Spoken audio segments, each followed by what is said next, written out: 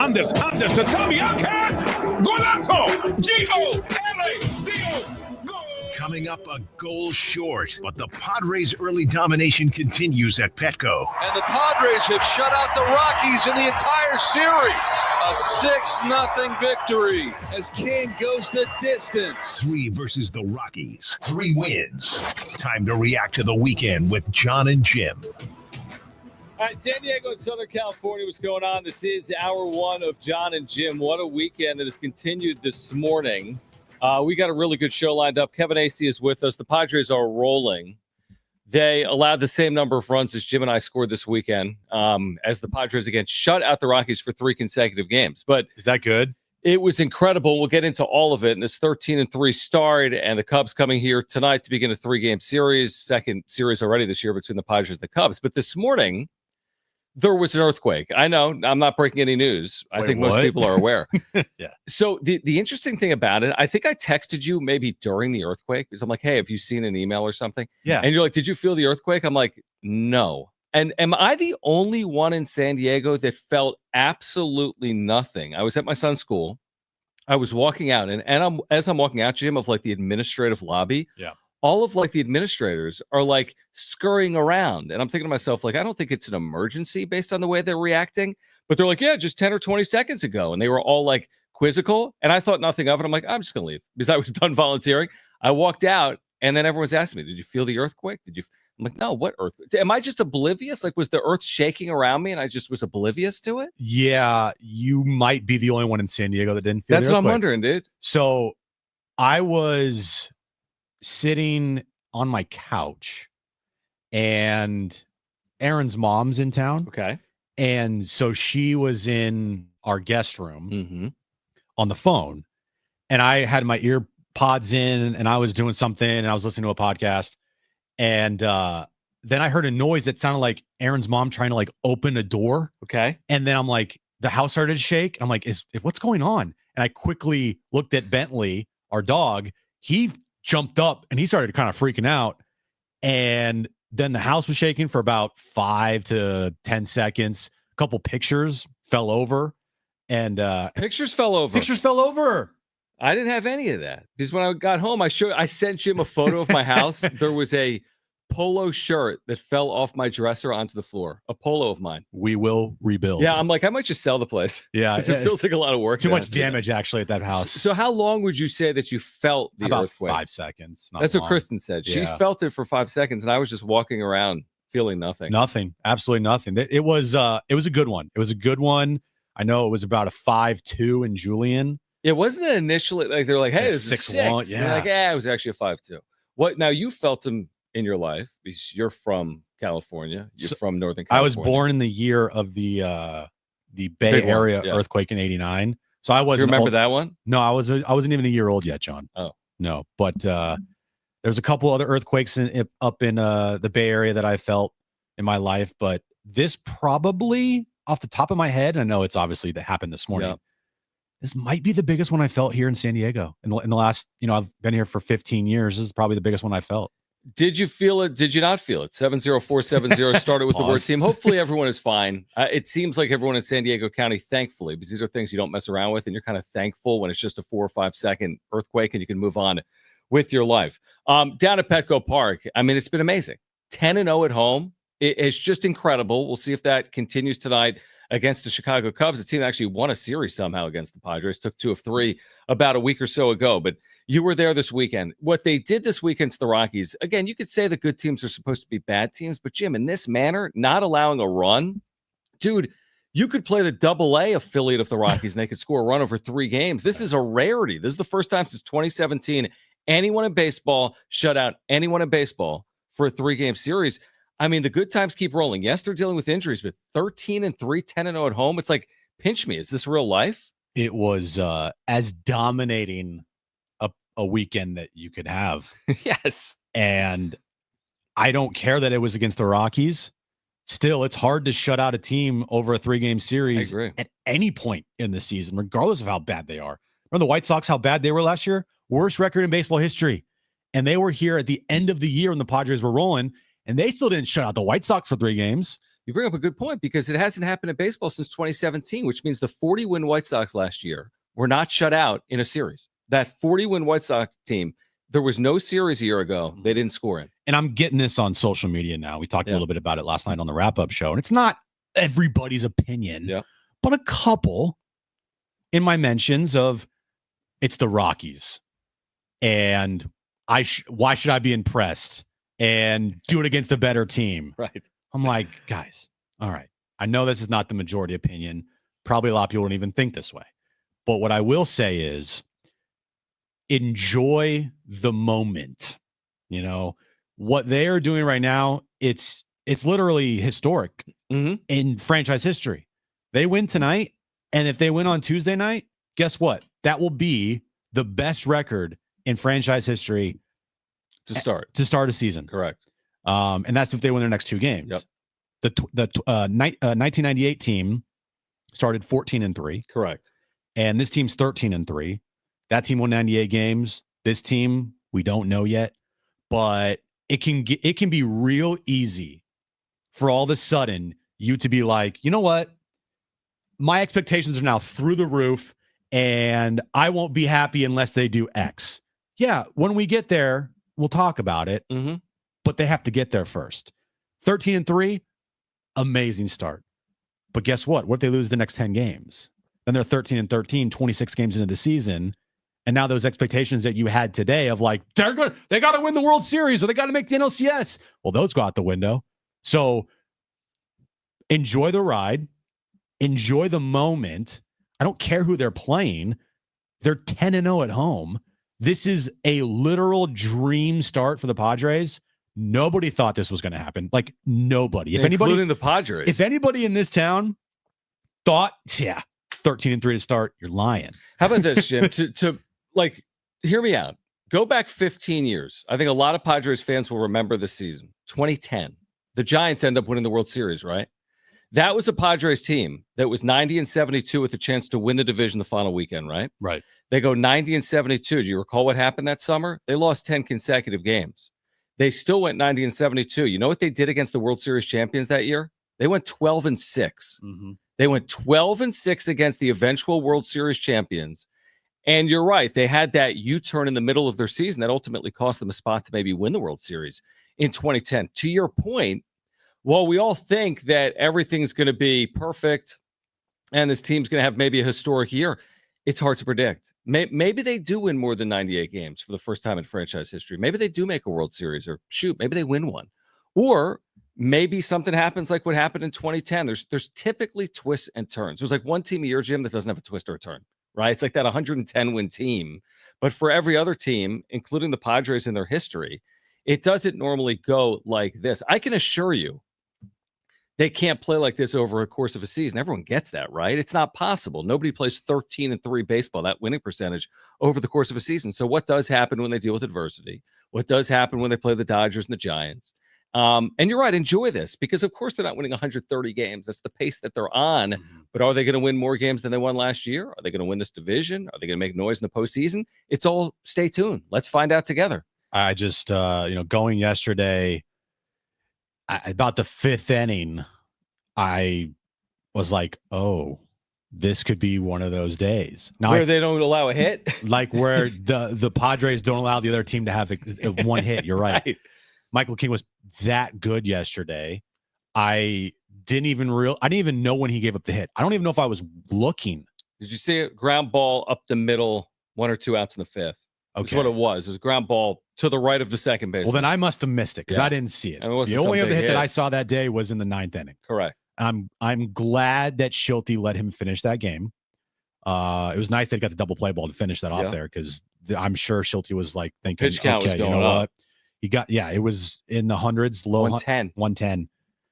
I'm just so happy that Schulte let King finish that game off, because that was the first time he's gotten to the 9th inning in his career. Correct. And so when that happens, it doesn't happen a lot. Getting him through the 9th, I'm glad that happened. Glad they picked up the win. Happy they got the sweep. They're playing some amazing baseball. The others on the team all stepping up. I witnessed a Yuli Gurriel hit yesterday. I saw it. Not only was it a hit, it was an RBI single. It was amazing. You also saw who else had the first hit? Oh, it was Oscar Gonzalez. Oscar Gonzalez when Xander couldn't come through there. Jose Iglesias. And now that was with 2 outs too. So 2 outs in the inning. 0-2 count. Runner in scoring position. And Oscar Gonzalez, one of the others on the team, comes through, and then the floodgates open there in the first where they put on 4. And you kind of just knew after that, yeah, this game's over. And it was. I mean, the amazing thing is, because a lot of this first 2 weeks of the season has been about, Jackson Merrill's out. And now Jake Coroner was out. Oh, and remember Fernando Tatis Jr., he left with a bulky shoulder. Well, he's returned and hit home runs in consecutive games, or did on Friday and Saturday. It's like anything thrown at the Padres right now, they've had an answer for. And I just hope it continues as long as it can continue. And then I don't know what happens on the other side of it. I know that they can't play like this over the course of an entire year. But I also don't know if they're not capable of challenging for the division or winning more games than they won a year ago. The thing is, there's just so many unknowns right now. But there's something about this group, and whether it's Mike Schilt or this team or what AJ Preller has done once again in 2025, there's just something about this group right now. And again, to your point, it's like you have to be careful because 16 games is 16 games. I know. And things can change very quickly. But you also don't want to emphasize what they've done because it does matter. And it's like what we talked about after week 1. Like, this is all banked. And once you start like this, you got a good chance at least to have a good year because nobody can take this start away from you, Because if say they started the season 40-40, right, and then they put a 13-3 stretch in there, that might make your season. Correct. That might get you to a point where you can just start playing a type of baseball where every game isn't like, oh, live and die. Like, they lost one, they're under 500. They won, we're back to 500. Lost, win. Like, they would create some ground away from the 500 mark. And that would probably be a point in their season in any year where you look at and say, the reason why they won 90 plus games was that 13-3 stretch. Mm-hmm. And it just so happens that the Padres opened their season with a 13-3 stretch. I mean, I guess they did it last year at 50-50. But again, it was a prolonged stretch of 62 games. But no, you're right. I mean, you'd much prefer to do it early. And of course, you're going to want to do it late too. But you can't ask for a better start than this. You can't ask for a better start from Michael King yesterday. On the other side, we'll hear from Mike Schilt on that performance from Michael King. On today's show, Kevin Acee will join us from Petco Park at 4:30 as the Padres prepare for the Cubs. Second series already this year between the two teams. Ryan Harrington on Rory and the Masters. What a performance. Of course, we'll get into it. It was unbelievable television. Ryan Harrington, managing editor, Golf Digest, will join us at 4 p.m. We'll talk SDFC as well with Ramses Sandoval, MLS 360. He will join the show coming up at 3:30. But a ton to get to. We're just underway to Monday. Sean and Jim. San Diego Sports.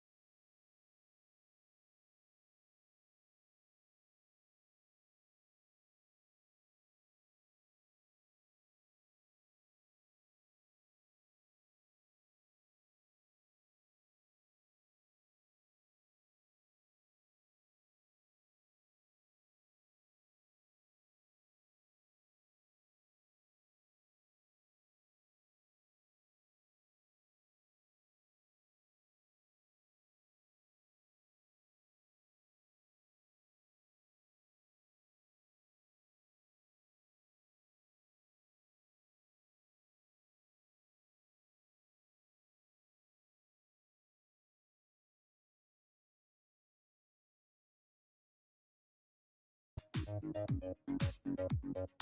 right, San Diego Sports 760 has 13 chances to win $1,000 every weekday with the Bonus Bucks giveaway. That's every hour, 6 a.m. through 6 p.m. Listen for the keyword, then enter it at sportssd.com. Coming up today, Kevin Acee at 4:30, Ryan Harrington, managing editor, Golf Digest at 4 p.m. We'll get into Rory later this hour, but again, Michael King yesterday for the Padres. He had never gone 8 innings, Jim, in his career in an outing. He finished off the 8th inning, and they said, why not? And he went back out there. You mentioned the double play to finish it off. Another shutout for the Padres. King has been brilliant. Remember, there was a turn through the rotation where the Padres rotation struggled? Cease against Sacramento. I don't know. Just in general, there was a 4 or 5 start stretch in there where they struggled. Not this last turn through. Not Michael King, who goes the complete game shutout. That's a rarity. The second complete game in baseball this year was Michael King yesterday. I have a question for you. Yeah, what do you got? Because we had this conversation probably I can't wait to hear this question. like a month ago, maybe. Okay. And this has nothing to do with the Padres or Michael King. Oh, I thought it was. Is it a complete game shutout question? Yes. You say complete game shutout. What's your question? I was going to ask you, why do you say complete game shutout instead of just shutout? You could absolutely say shutout. Because you're saying it's like Grand Slam home run? Right. Like a complete game shutout, you could just say he threw a shutout, and that would still imply that he went all 9 innings. I agree with you. And if you said complete game, you could just say shutout. Don't say shutout. So he pitched a complete game yesterday. No, he pitched a shutout yesterday. No, I'm saying if he gave up a run. Right. So he gave up a run, you can say he pitched a complete game yesterday. But if he gave up no runs, then you would just say he pitched a shutout. I'm so glad you brought this up because you know how I'm a huge stickler for this I know stuff. you are. That's why I asked. Now, yesterday, Don Orsillo said complete game shutout. He did. I think it might have been said because it's that rare. It's almost a point of emphasis. Because to your point, a shutout, are you thinking it's just one pitcher? Typically you're not, but you're right. If we look at Michael King's line today at Baseball Reference, he has an SHO. Mm-hmm. He's got a shutout. Right. That means that he went all 9 innings. Exactly. Or whenever the game ended. Yeah, it doesn't say G or CG, sorry. CG SHO. Right. No, you're right. He pitched a shutout. I just asked because you were saying I'm a stickler, and I know you're a stickler. I don't really care. No, you're right. I mean, you look, he's got one CG, he's got one SHO. Okay. They happen to be the same game. Yeah. Now, again, I don't care really about the terminology. I do. I saw some people kind of on social media be like, it's this way, it's that way. I don't really care. Personally, I think complete game shutout sounds better. Kind of does. Because it kind of emphasizes the fact that he went all 9 innings and it was a shutout. But if you are one of those people that is a stickler and would rather it only be said and used as shutout instead of complete game shutout, I'm not going to argue with it. I'm not going to argue either way. I don't really care. See, I get into a lot of this because like there's certain things I can't deal with. Like when someone says like that's a 2 RBI hit, I'm like it's a 2-run batted in hit. Like what is that? It's like a 2-run single. Right. So yeah, I'm with you on that. Neither here nor there, or no, however you slice it or slice it. Michael King is in the midst of his prime, pitching for the Padres in a walk year, and I think that's all a good thing right now for the Padres. Dude, said this the other day. We talk about it, and yeah, we joke about it on social media. Extend Michael King. Yep.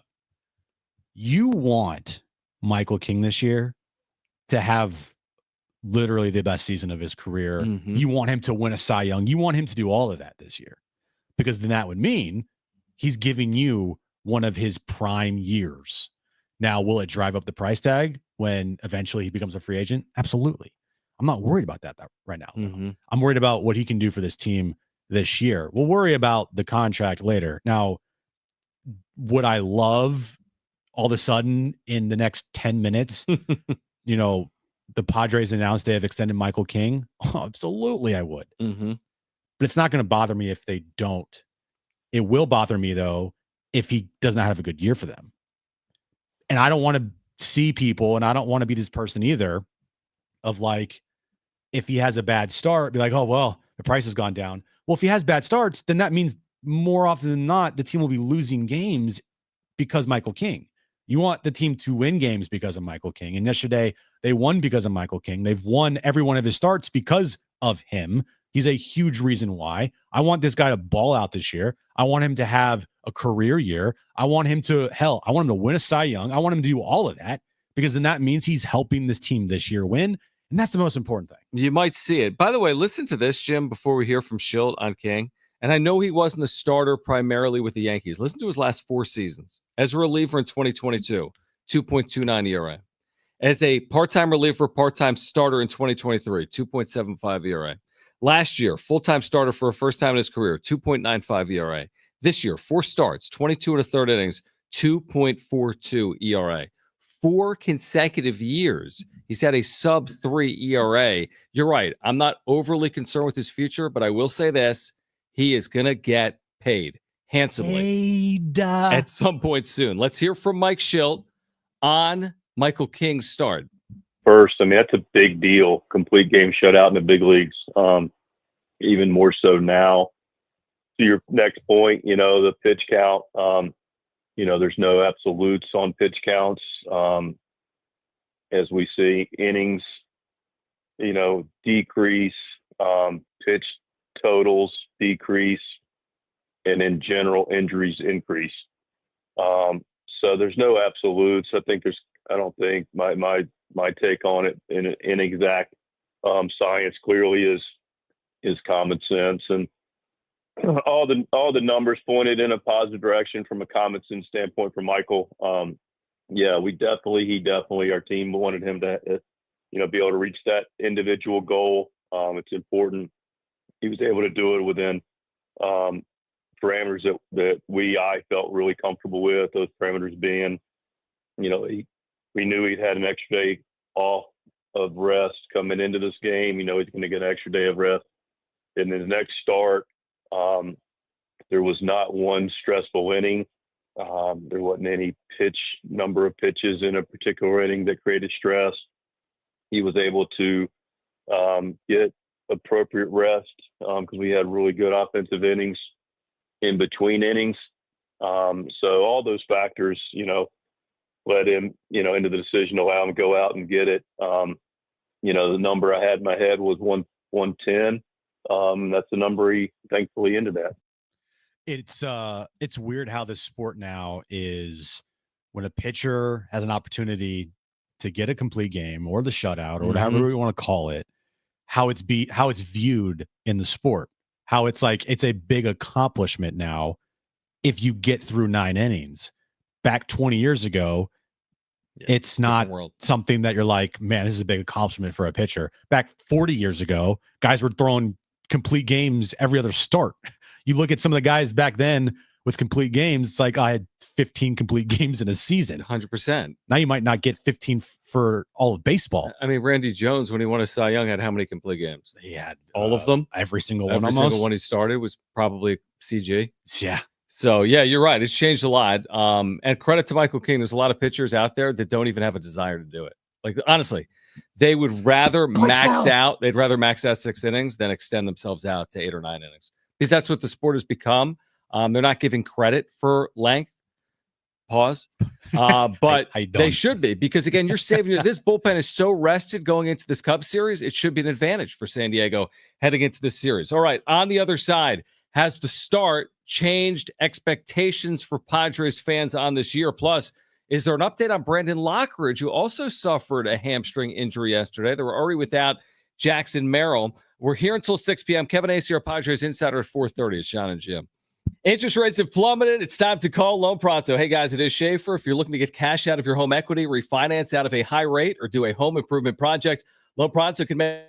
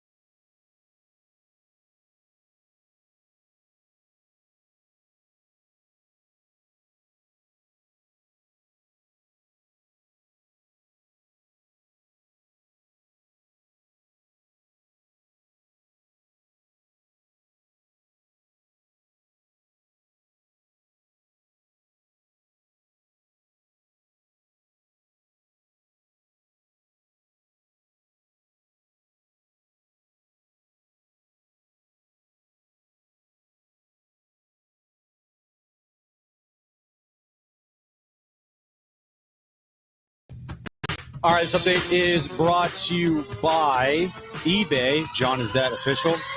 Yes. Okay. Padres have placed Brandon Lockridge on the IL. They have recalled Connor Joe to the active roster. Padres take on the Cubs tonight for a 3-game series. 6:40 first pitch. Dylan Cease on the mound for the Padres. SDFC suffered a loss over the weekend to Colorado 3-2. They now stay on the road as they take on Salt Lake coming up on Saturday night. And Rory finally has done it. He wins the Masters yesterday in a playoff over Justin Rose, completing the career Grand Slam. Swapping out your tires, there's nothing like it. With eBay, you'll find the feel you're looking for, from smooth highway rides to grip for rough terrain. Get all the tires you need at prices you'll love. eBay, things people love.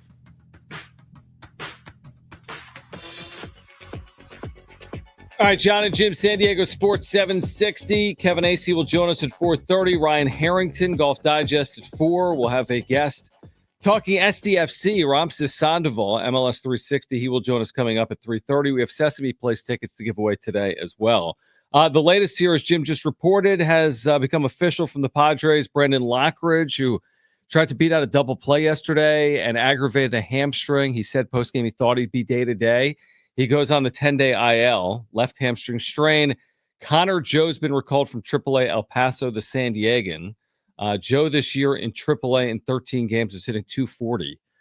With El Paso, spent a good portion of his major league career with the Colorado Rockies. So the winning continues, Jim, but so do the injuries, with now Lockridge and Merrill and Cronenworth and Darvish all sitting on the IL at the same time, just 2.5 weeks into the season. I didn't see it in real time, but then they showed the replay of him pulling up, and I'm like, that doesn't look good. Yep. Looks way worse than anything that Jackson Merrill did, and Jackson Merrill's on the IL. Right. So not surprised that he's on the IL. Not surprised that Connor Joe is here, but it's the next man up mentality with this team. It's just going to have to be like that until these guys come back from injury, and I think they have enough to overcome it in the short term. Jose Iglesias has done well in the absence of Jake Cronenworth. The combination of left field so far, it's not what you would like to see, but hey, Jason Hayward had a home run Saturday night. Mm-hmm. Oscar Gonzalez yesterday had a big 2-out hit. Yuli Gurriel had a big RBI single the other day. So, they still have the main guys. Tatis is back, looks healthy. Manny Machado's hitting well. We haven't really talked much about Xander Bogaerts, but Xander Bogaerts has actually done pretty decent to start the season. Kind of under the radar, sneaky good start to his year. Not anything crazy, but still, it's a start that you would like to see from Xander Bogaerts. And then the pitching's leading the way, especially with the bullpen. Yeah, the bullpen, the starting staff, the staff in general. I think they have the number 2 ERA in baseball right now, the Padres staff. So pitching has led the way. We talked about this yesterday or last night on the wrap-up show, and I understand some of the pushback to it, but I have a feeling that a good portion of Padres fans, and correct me if I'm wrong, you can call us or text us, 877-767-4760 or text us 70470, start it with team. I have a feeling off the 13-3 start, no matter what happens, they need to make a run in the postseason or this is going to be disappointing. Now, I don't know if it's too early to say that. I kind of think it's too early to say that, but I think when you start 13-3, 10-0 at home, sell out basically every home game you've played so far, that there's basically only one place this can go, and that's to a deep playoff push, or Padres fans are going to see this as disappointing. Is it too early to say that? Yeah, probably. I mean, they're 13-3. There's 146 games still to be played in the regular season. But, I mean, I kind of understand the expectations. You get off to a start like this. Isn't everyone going to be over the moon about this team when you get off to a start like this? And isn't everyone kind of envisioning that they get over humps and they go further than they went a year ago, even if it is only the middle of April? We haven't even reached Easter yet. The more they keep winning, the more the expectation will continue to become, hey, instead of just making the postseason this year, they got to, make the NLCS, or they got to win a round, or hell, at some point this year, if they continue to play like this, they're not going to play this clip, but who says that the expectation won't be, hey, let's win the division now. Right. Winning the division, getting home field, doing those types of things. Off a 13-3 start, your mind starts to wander. You might start thinking those things. And like I said, it's probably best to just enjoy what's happening right now. And if you look up and they're 70-45, then guess what? We'll be talking about division. We'll be talking about World Series expectations. We'll be talking about what they need and how they need to address it and get better, right? But at 13-3, I think it's just kind of stay the course.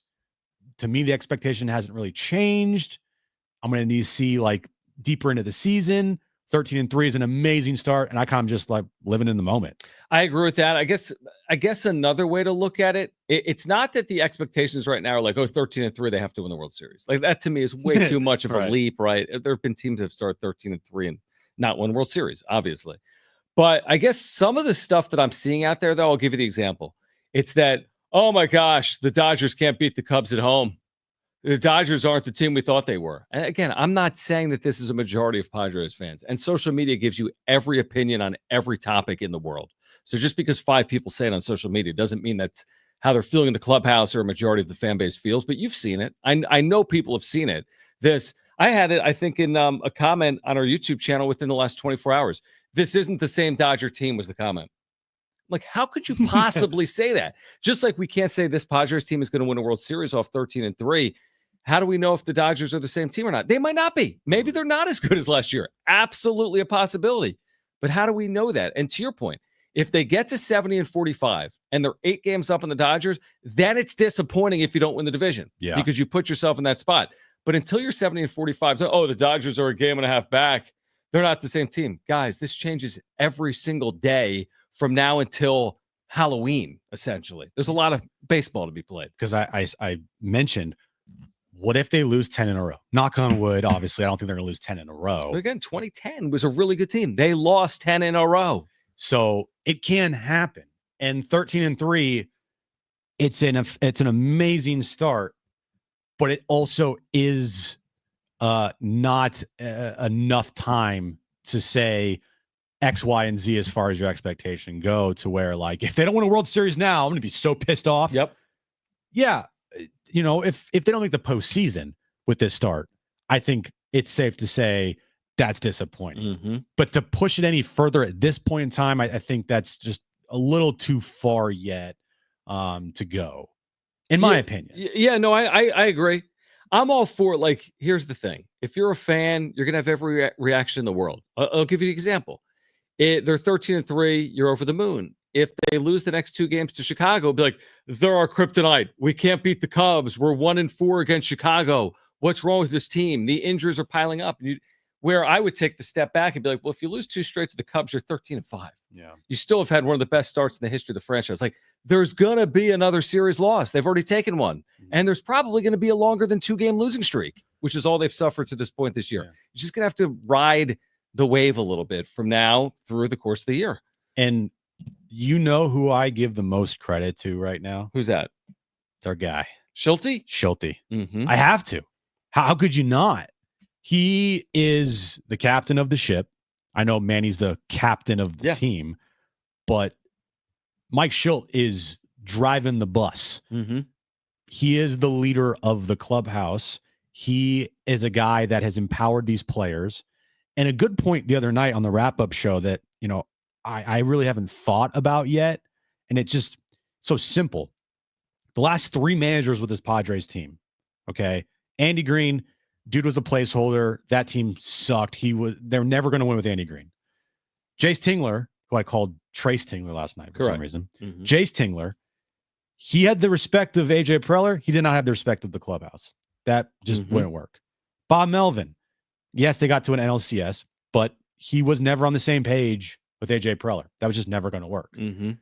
Mike Schulte is the first manager in the Preller era who not only is he on the exact same page as AJ Preller, but he has the respect of every single player in that clubhouse. Right.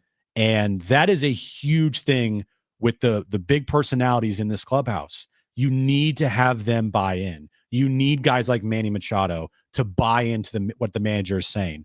And Jackson Merrill, who is like the perfect clone of Mike Schilt buys into Schilty.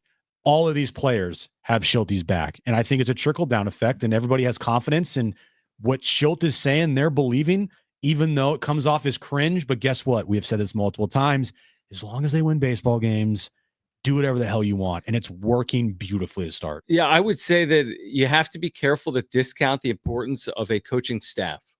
Because this idea that it doesn't matter who the coach is, I'm talking coaches, not man. It doesn't matter who's there.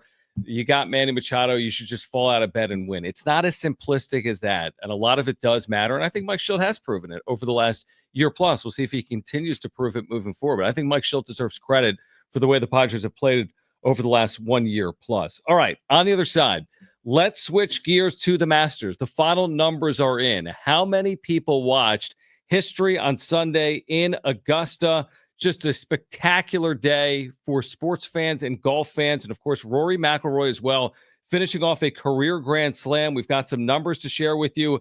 On the other side, we're here until 6 p.m. Kevin Acey at 4:30 for Padres fans. It's John and Jim.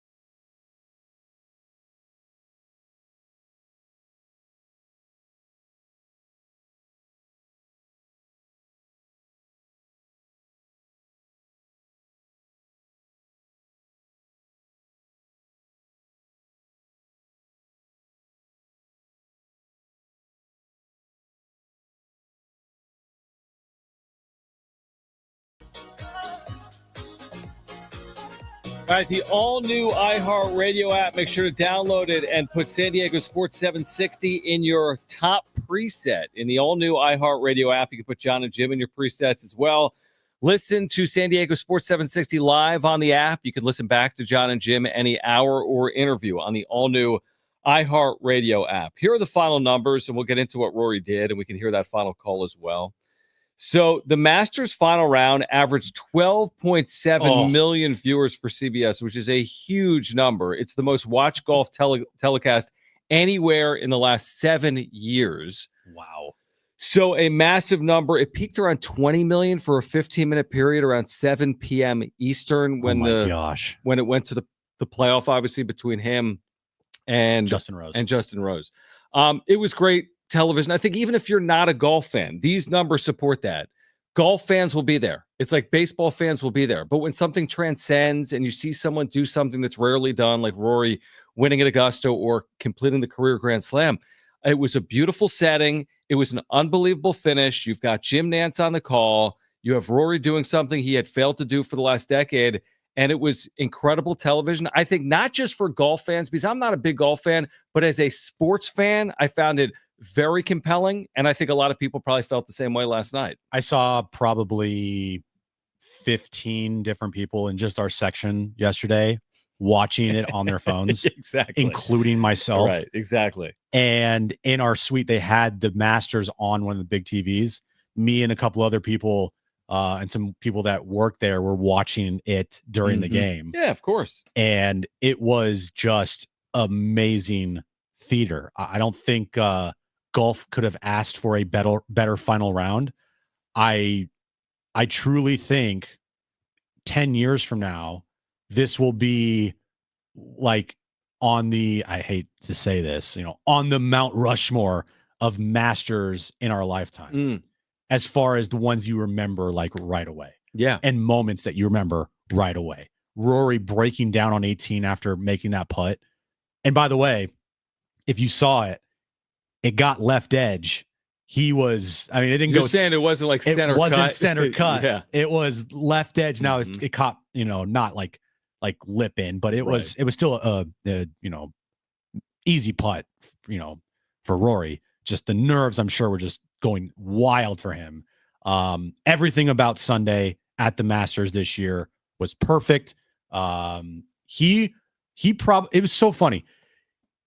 He won and lost that tournament like 4 times yesterday. He had like 3 shots of his life. And then he had like 3, oh my God, he just blew it shots. The missed putt on 18, the insane wedge shot going into the green on 13, where you're like, he lays up and he ends up hitting it short in the creek. You're like, what is happening right now? And then just, there was so many, the double bogey to start the round. Yep. You're like, here we go again. Doubles on 1, and Bryson's right in it. It was fantastic. I thought the emotion that he showed will be a easily top sports moment of the year, and it's going to be hard to beat that. I would just say, like, imagine carrying that kind of weight in a sport like golf. Can you imagine the type of weight that's been lifted off of someone like Rory McIlroy and what this means on the other side? Like, to win an event that you basically have to win to go down as one of the greatest of all time, right? You're never going to go down as one of the greatest of all time if you don't win at Augusta. And he had failed before. And he even said afterwards, I thought maybe it would never happen. Like, this is my 17th Masters. Like, I was nervous. If it hasn't happened yet, is it ever going to happen for me? And to win with all that pressure and to win in that setting, it was just remarkable. This is what it sounded like on CBS. If you missed it, Jim Nantz on the call. Perfection. It was unbelievable. This is what it sounded like when Rory won. The journey it's taken to get here, for all this history. The long journey is over. McIlroy has his masterpiece. I got chills, dude. Did you say that afterwards, because I was watching this at home, the entire thing, and I'm watching afterwards, and you're right, the raw emotion was incredible. It was great television. But I was with my son and with Kristen, and I didn't realize it. I was just sitting there staring at the television. After he said those words, Did he not speak again for 7 minutes? No, he did. I went back and watched it. Okay. And so he said that, and then they said something else as far as like his wife and whatever. After he hugged his wife, even before that, they didn't speak for around 5.5 minutes. Well, actually, probably like 4.5. About 4.5 minutes. It was all visual. It was all the crowd. It was the overhead shots. It was Rory. It was the emotion. Not one word was spoken from Rory's walk from the 18th green to the clubhouse to present his scorecard. And it was incredible television. I honestly, John, I got emotional because seeing Rory, that was like pure raw emotion. And rarely do you, I feel like, see that nowadays from you see emotion from professional athletes, but like, the history of Rory, how he's been so close here so many times and how many times he just couldn't get over that hump. And then just the weight lifted, the label that is on Rory of he's going to choke again at the Masters. And he finally gets over that hump. And not only does he get over the hump, he chokes and then he has to redo it on the 18th, which makes it even more incredible. My 2 takeaways that I will remember from this Sunday at Augusta for a long time is not just Rory. I think I said to you last night, Jim Nantz, who everyone already knows is going to go down as one of the greatest American broadcasters ever with his, NCAA tournaments and NFL lead announcer for CBS and, of course, Masters in golf. But he is so poised. I'm talking about Jim Nantz in that unbelievable setting, and to bring you all the sights and the sounds and to do it from Butler Cabin and the way he's able to interview Rory and then the way he sends you out of the broadcast. How he's able to do that, and he's done it 40 times. I think he could do it another 10, he said. He envisions retiring after the 100th Masters, which is 10 years from now or 11 years from now. I tell you, man, as amazing as Rory was, I kind of wonder if it would have the same feel for me if it wasn't Jim Nantz who's kind of leading you through it. There's something about the way he just calms you and narrates. He's telling stories on the 18th, his first time down, about his mom and his dad and how much they sacrificed. He's asking the questions. He's narrating you out. There's just something about Nantz's voice with the Masters that makes it even extra special, I think. Yesterday was golf at its absolute peak. Yep. And I would argue, look, Scotty Scheffler is amazing, but I would argue that moment yesterday, we haven't gotten a moment like that since Tiger won in 2019 at the Masters. And I don't know when we're going to get a moment like that in golf again, because Rory, now that giant green jacket wearing monkey is off his back. Like, he can play so free and easy that he doesn't have anything more to prove. Nothing more to prove. He ends his press conference yesterday. I wonder what you guys are going to talk about next year, because for the last decade, it's been, can Rory get over the hump? We talked about it. If not now, when for Rory? And he finished off the Grand Slam, 6th player in the history of golf to do it. He has no pressure on him. That was peak golf at its finest. And I was glued to it. I couldn't get enough of the emotion and the back and forth and the ups and downs. And, not only Rory, trying to collapse and doing things that you're like, what are you doing? But then Justin Rose, coming on strong there. And then Bryson, he collapses on Amen corner. And you're like, all right, Bryson's out. And to the fact of at the end of the match, you're just like, you're so happy for this guy. I thought it was perfect. And again, I don't know when we're going to get a moment like that in golf again, because Rory was the moment you're waiting for. Now, I don't know when we're going to get that again. Well, interestingly, Jordan Spieth is a PGA Championship away from being a career Grand Slam guy, although he's fallen off. And Phil Mickelson is a U.S. Open away from having a Grand Slam, although he's in his 50s at this point. I wonder now, and we can talk about it more later coming up at 4 p.m. because we'll talk more about the Masters. I wonder now if Rory doubles up on every major in his career. He's got 2 PGA championships. He's got a U.S. Open. He's got a Masters. He's got an Open championship. I would not be surprised if he did everything again. I really wouldn't. He's only 35 years of age. Yeah. Like, how many majors is he going to win? There's no way this is the last major championship for Rory McIlroy. He could win another 5. We've said a lot about a lot of golfers. We're They like, could, right? yes, this is this and that. It's just so difficult to do. Yeah. But I mean, with the monkey off Rory's back now, I just thought, dude, I get chills. I'm watching on television right now. Misses that putt on 18. And then for him to lock back in and hit that second shot into the green, Justin Rose has already stuck it. And then Rory gets it within 3 feet. You're like, yeah, how do you do that? What a shot, man. He'll be favored, by the way, at the PGA Championship. He's won 4 times there. That'll be next month in May. All right, on the other side, who plays center field tonight for the Padres? Jackson Merrill is out. Brandon Lockridge has been placed on the IL. Who plays center field for the Padres? We'll catch up on San Diego FC suffering a loss in Colorado this past weekend at 3:30. Ryan Harrington will join us at 4 p.m. from Golf Digest. Kevin Acee, our Padres insider, will join us at 4:30. Hour 2, John and Jim next.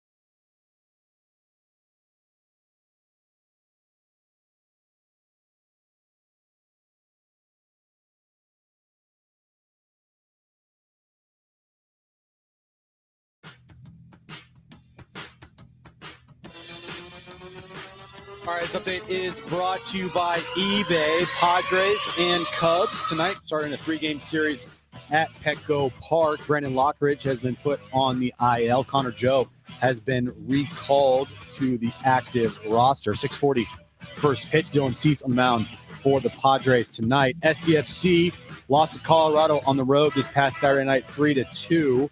Next up, they will travel to Salt Lake on Saturday night. You can listen to that match right here on San Diego Sports 760. And yesterday, we just talked about it. Rory McIlroy wins his first major championship ever, completing the Grand Slam, just the 6th player in the history of golf to do so. Swapping out your tires, there's nothing like it. With eBay, you find the feel you're looking for, from smooth highway rides to grip for rough terrain. Get all the tires you need at prices you'll love. eBay, things people love. SDFC out in Colorado to face the Rapids. Leaves it for Anders to Tommy Akan. Golazo! G-O-L-A-Z-O! Goal! Coming up a goal short, but the Padres' early domination continues at Petco. And the Padres have shut out the Rockies in the entire series. A 6-0 victory as King goes the distance. 3 versus the Rockies. 3 wins. Time to react to the weekend with John and Jim. All right, San Diego and Southern California, what's going on? This is hour 2 of John and Jim. We do have a Padres lineup. We'll get into SDFC falling on the road at Colorado. They'll be back on the road this weekend as well. We'll catch up with Ramstis Sandoval, MLS 360 at 3:30. At 4 p.m., we'll be joined by Ryan Harrington, Golf Digest, to talk about Rory at Augusta. And at 4:30, our Padres insider, Kevin Acey, will join the show. Have you seen this lineup from the Padres? I have seen the lineup, John. Tyler Wade will start in center field for San Diego tonight. Again, Brandon Lockridge has been placed on the IL. We know Jackson Merrill has been out. Padres look to get to 11-0 at home with a home win over the Cubs here tonight. The lineup is out. What do we got here tonight for the Padres? Pretty standard. Nothing really that jumps out to me. Fernando Tatis Jr. leading off. Luis Arraez hitting second, playing first. Manny Machado at third. Xander Sheets is the cleanup hitter tonight. Xander Sheets. Does he now? Did they get him in that trade for Trace Jingler or whatever you called him yesterday? Xander Sheets. I don't know why my brain. What position? My brain went to Xander Schauffele, Xander Bogaerts, and Gavin Sheets all into one for some odd reason. So is it a baseball player or a golfer? He's a dual threat athlete, John. Gavin Sheets. Gavin Sheets is your DH. Xander Bogaerts is your shortstop, hitting 5th tonight in the lineup. Jose Iglesias is at second. Jason Hayward in left. Wadey is in center, and Martin Maldonado is your catcher behind the plate, John. Again, they've made everything work with these injuries. I'm assuming they'll make this work in the absence of now both Merrill and Lockridge. Maybe they get Merrill back, Jim, at some point in the next 3 or 4 days. He's eligible to come off and they go on the road, which is 3 games away. But right now it's Tyler Wade. But it's like, it's so cliche, but it's true with them. Next man up. I mean, you look at this lineup with guys like Sheets, Iglesias, Hayward, Wade, and Maldonado in it. Yet the Padres are 10-0 at home and favored tonight again. They've got Dylan Cease back out there, cleanly shaven. Dylan Sheets. Well, gosh, this is your fault. It's a Monday. It is a Monday. Dylan Sheets and Xander Sheets. I don't even. There's a lot of sheets on this team, man. They have a bunch of sheets out there. They really do. But I'll just trust in the. You got to be sheeting me. I just trust in the Padres right now. Even against the Cubs, it took 2 out of 3 from them in Chicago. Cubs just played well at Dodger Stadium, obviously, including last night, to pick up a win over LA. I'll trust in the Padres win this series. Here's the thing. The perfect home season likely ends at some point. They're not going to go 81-0 at home. Probably not. So am I signing up for a series win against the Chicago Cubs? Yeah, you better believe I am. After losing 2 of 3 in Chicago, I would take winning 2 out of 3 right now against the Cubs before the road trip. Yeah, Alex in our YouTube chat says, does Xander Sheets hit a home run tonight? What? Maybe, because it's 2 players. Steven says, what about Fernando Tatis Jr.? I love that. I love that. What were you saying? I was saying that I'll take 2 out of 3. You get to 15-4 by going 2-1 over this series, and then you head to the road, potentially 11 games over 500. Sign me up. Yeah, when you have a 13-3 start, all you want to do is just try and win series. Mm-hmm. You're not looking for that 13-3 stretch anymore. Right. Because you just had it. Like I mentioned earlier in the show, you have a season where you start out, say, 50-50. Every team, besides probably like the White Sox or the Rockies, they're going to at one point be 50-50 or have 50 wins and 50 losses. Mm-hmm. You know, it just depends on when you get it. But each team in baseball, most likely, will have 50 losses and they'll have 50 plus wins. Mm-hmm. And so it's what you do in the other like 62 games that really defines your season. And most teams, if they're 50-50, they're just praying for that 13-3 stretch. Padres just had it. And now all you're looking to do is just win series. You win series for the next month. Say you have, I don't know, say you have 10 series in the next month and a half, mm-hmm. and you win 7 of them. With the 13-3 start, you are sitting pretty good. I can't do the math on that right now. Yeah, well, it depends on what they do in the other 3 series, but you're right. Absolutely. I mean, some of this season is now predicated on treading water. As almost ridiculous as that sounds. I mean, we went through the math maybe with Dan Zimborski or Kevin Acee. I think if they were to play 500 from here on out, they'll finish 10 games over 500, right? We're no math majors, but they're 10 games over 500 right now. Mm-hmm. So what is that, 86 and 76? I don't even know if that's good enough to make the postseason, but that's all they have to do to go 10 games over 500 is play 500.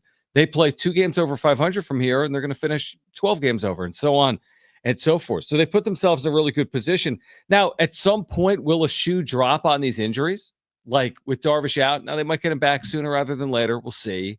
We can talk to Kevin about that at 4:30. Or Jackson Merrill, maybe they get him back sooner rather than later. What's the impact of Brandon Lockridge? You'd like to think it's not overly significant. Jake Cronenworth, again, they've overcome it for a couple of days. Like, can you keep overcoming injuries if you're the Padres? I don't know the answer to that, but so far so good when it comes to injuries. At least they aren't in a situation where, they're 3-13 and you got all these injuries and you're like, exactly. How are we going to get back to 500? Mm-hmm. They've created wiggle room where they can withstand some injuries. And they're proving that. And they just beat up on the Rockies, which in years past has been very difficult to do. They have not played the Rockies well. I do think one of the things that helped, as stupid as it sounds, Charlie Blackmon is not on the Rockies anymore. That guy, for some reason, I mean, if he only played against the Padres, Hall of Fame career. Like legitimately Hall of Fame career. And they just whooped on this young Rockies team over the weekend. And they're not in a situation where it feels dire with the injuries. I don't think these are injuries that are going to be long lasting. The Cronenworth one might be, but other than that, Merrill could return by at earliest Wednesday. No, the road trip, right? At earliest Friday? Yeah, I think Friday. But I thought he was put on the IL. Oh, it's 10 days. So yeah, it's a week. Okay. So the road trip, starting on Friday. And if Merrill returns, Wadey goes back to the bench, and I just think they have enough. I think they do. I think the pitching, I think the bullpen, I think they have enough. I'm not sitting here like overly concerned because Fernando Tatis Jr. and Manny Machado are still out there, right?